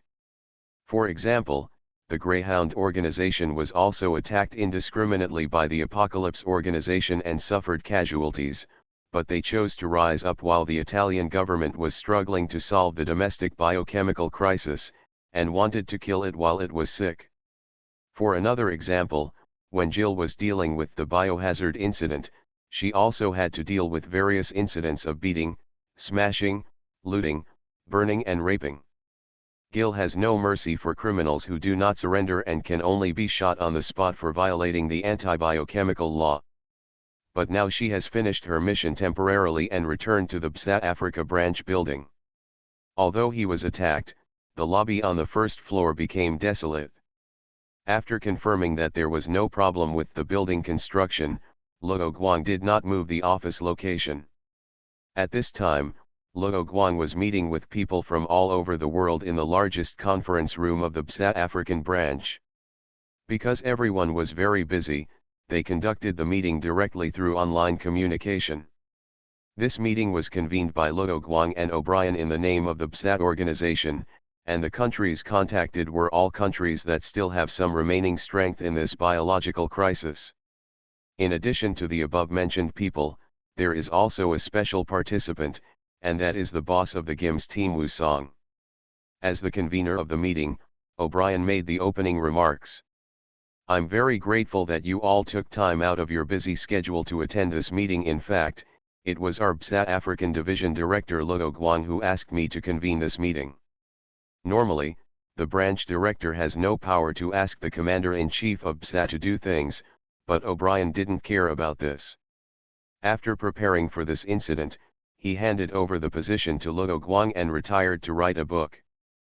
People from various countries felt a little awkward when they heard this, but it was an internal matter within the BSA, so no one interrupted. O'Brien didn't say any more nonsense and went straight to the point. Let Luo Guang speak next. He also wanted to take this opportunity to let Luo Guang practice how to deal with various big shots. Luo Guang didn't have any stage fright. He turned on the microphone and said, "I won't talk nonsense. I'm here to discuss how to deal with this apocalypse incident." He glanced around the screen to confirm that everyone was paying attention to his words, and then continued, "To solve this incident, we must first solve the apocalypse organization." At this time, someone finally interrupted. It was President Adam of the Lighthouse Country. He asked, "Of course we know this. The problem is that we don't know the location of the enemy's base." People from other countries also nodded. Luo Guang replied, "Including the location of the enemy's headquarters, I found out everything yesterday." The French president looked happy and asked quickly, "Really? My secretary is sorting out all the information and will send you the locations of enemy bases in each country."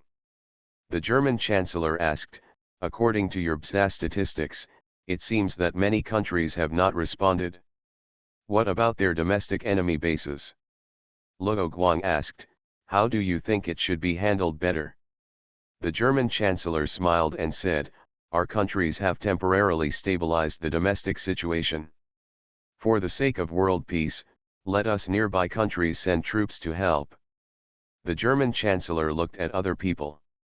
It seemed that people in many countries had the same idea as him, and he was now the target of these people's criticism. Sima Zhao's heart is known to everyone on the road. Upon hearing this, Luo Guang knew what the other party was planning and said, "I remember that your neighbor, the Czech Republic, is one of the countries that has lost contact, right?" The German chancellor said righteously, "Who do you think I am? I will not take advantage of the situation to harm the Czech Republic. Just because our BSA can't contact us, it doesn't mean that the people in the Czech Republic are dead. You should send someone to communicate first." Although Luo Guang is only a branch member now, he speaks as if he is the other party's boss. And we all have accurate coordinates. If we really want to kill the enemy base, we don't need to dispatch any troops. We can just hit it with precise missiles." Luo Guang added, "Of course, this requires good communication with the local country and asking questions. Know if the other person wants to help.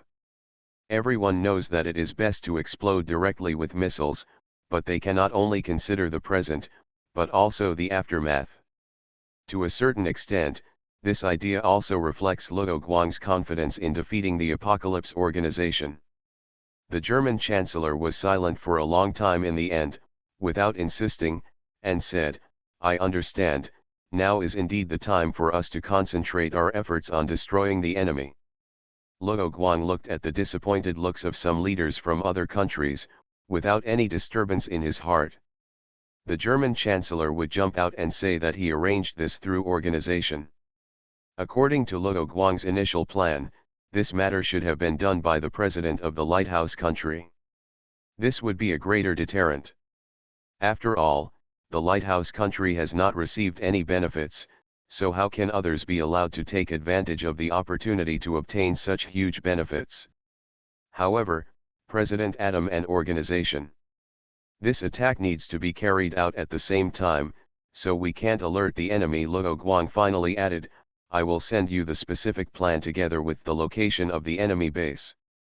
Do you have any questions? Where is the headquarters of the Apocalypse organization?" In Nepal, on the south side of the Himalayas. Luo Guang did not hide this. That country doesn't seem to be participating in the meeting. O'Brien responded, "That's right, we can't reach them." The representative of the mysterious country said, "They have contacted us before, hoping to help them solve the biological crisis. We are short of manpower, but we still sent several troops to help, but we have not responded yet." Luo Guang said, "The enemy's headquarters cannot be easily reached by missiles, and even ground-penetrating bombs may not be effective." The president of the lighthouse country interjected, "You mean you can only attack by force with people?" "That's right, so I need you to provide manpower and equipment, and then I will personally lead the team to destroy the enemy. Do you have any information on the number of enemies? Do you still remember the particularly strong guy among the enemies who attacked you?" "Special biochemical soldiers, but the others are not weak either. The British Prime Minister still has lingering fears in retrospect. The soldiers who attacked you are just the tip of the iceberg of the total number. There will be more such enemies in the headquarters. If we attack by force, the losses will be huge. Why don't we use missiles or nuclear bombs to destroy the enemy? Although President Adam is safe, if the BSA people arrive a little later, he will have to escape from the White House and naturally wake up the 12 distracted spirit. Luo Guang sighed and said, of course it is possible. The question is how many missiles or nuclear bombs should be used. If the enemy cannot be eliminated at once, there is no guarantee that the enemy will move immediately. By then it will be difficult for us to catch the enemy's tail. But if you attack forcefully, won't the enemy escape? With missiles and nuclear bombs, the enemy cannot fight back. The enemy's headquarters is very secretive and they will not give up unless absolutely necessary. Luo Guang, a person with a phobia of insufficient firepower, also wanted to kill the enemy directly, but since the Apocalypse organization kept its headquarters so secretive, there must be a big secret inside, so he had to find a way to understand the secret. He continued, but a tank or something would be fine. President Adam is still asking, but there is no guarantee that the enemy will escape if he cannot defeat our troops. This requires us to set up a dragnet in the surrounding areas. I hope that satellites from various countries can monitor the local and surrounding areas, and at the same time send a large number of reconnaissance troops to be distributed in the surrounding areas. President Mao Zedong said, this is a huge project, and there are also various diplomatic problems. You need to discuss this part. Luo Guang did not want to interfere in the issues between countries. President Adam still had doubts and said, if the enemy escapes after we bombard it with missiles and nuclear bombs, wouldn't it be okay to search for the enemy according to your plan? Luo Guang still rejected the other party's proposal. Yes, but the Himalayas are covered with snow all year round. Your explosion may bring disaster to the people below. You are carrying out a nuclear attack on an innocent country. Don't forget Nepal is a country that has only just rebuilt itself from the devastation of the corporate rebellion. After the company rebellion, India still wanted to take advantage of the disaster of the company rebellion to occupy the land of Nepal, but it was finally rejected by the lighthouse country. Other leaders chimed in to agree with Luo Guang. Luo Guang brought the topic back and said, I have a list of manpower and equipment needed to attack the enemy's headquarters. In addition to the reasons mentioned before, the most important point is that he needs to personally destroy the New Era plan of the Apocalypse organization and ensure that what the Apocalypse organization researches is not obtained by others. President Adam looked at Luo Guang, who kept vetoing his bombing suggestions, and felt suspicious, but in the end he did not refute it. He followed the topic and said, I can dispatch you immediately if you need anything. Nepal is right next door to the mysterious country, so the representatives there also nodded and said that they can also provide various support. I need elite warriors. The enemies are not all S-class adapters, there are also a large number of A-class adapters and biochemical monsters. The French president asked, I heard that your BSA has researched a new type of weapon called an electromagnetic gun. Don't you need us to provide this? He was saved from the enemy by this weapon, so he naturally wanted to take this opportunity to obtain the weapon design. BSA can provide enough electromagnetic guns for us to use, and in general battles, this weapon is too limited. It is better to directly use artillery such as 120 guns. In fact, Luo Guang's nest base has also been working overtime to produce electromagnetic guns recently, and has produced tens of thousands of them. Although there are not many in number, there are not many S-class adapters, and the Apocalypse organization has also lost many S-class adapters in its mission to attack the leaders of various countries. Then, Luo Guang continued to list the manpower and armed equipment he needed one by one. President Adam turned off his microphone, told his secretary to write down the materials and manpower needed by the other party, and then turned to Leon and said, Leon, I need you to bring a DSO team to support Minister Luo. Shall I go? Leon was a little surprised. Luo Guang did not name the DSO to participate. He only said that he needed special forces with antibiochemical experience. President Adam expressed his doubts and said, I suspect he wants to take the opportunity to seize the research data of the Apocalypse Organization. Leon did not think Luo Guang was such a person, and said, I don't think Luo Guang would do that. Why? President Adam was in a high position, so he would not give up his point of view just because he trusted Leon. Leon thought for a while and said, Luo Guang has performed many antibiochemical missions. If he wanted to do this, he would have done it long ago. There was no need to wait until now. Moreover, he invested in building a large number of company factories and he was not short of money. Mr. President, what do you think of taking his biochemical data? He explained from the perspective of interests why he did not think Luo Guang would do that. President Adam thought for a moment and said, well, I know. Although you DSO are agents, you are not inferior to special forces in training. In any case, even if Luo Guang doesn't do this, there is no guarantee that people from other countries will not do these things, right? Leon trusts Luo Guang, and seeing that the president has made up his mind, he did not deny it again, because he also wanted to help him. Luo Guang told the bosses of various countries what he needed, but he did not specify the quantity, just said that the more the better. The firepower theory cannot be used, and he still has the human sea theory. The Apocalypse Organization dared the world to do such a thing, and he must drag the whole world to beat it up for justice. After confirming this matter, Luo Guang said another thing. Next, I have another thing to announce. The T-virus subspecies of this biochemical crisis event has been cracked by our GIMS troops, and the antidote and vaccine can be put into production at any time.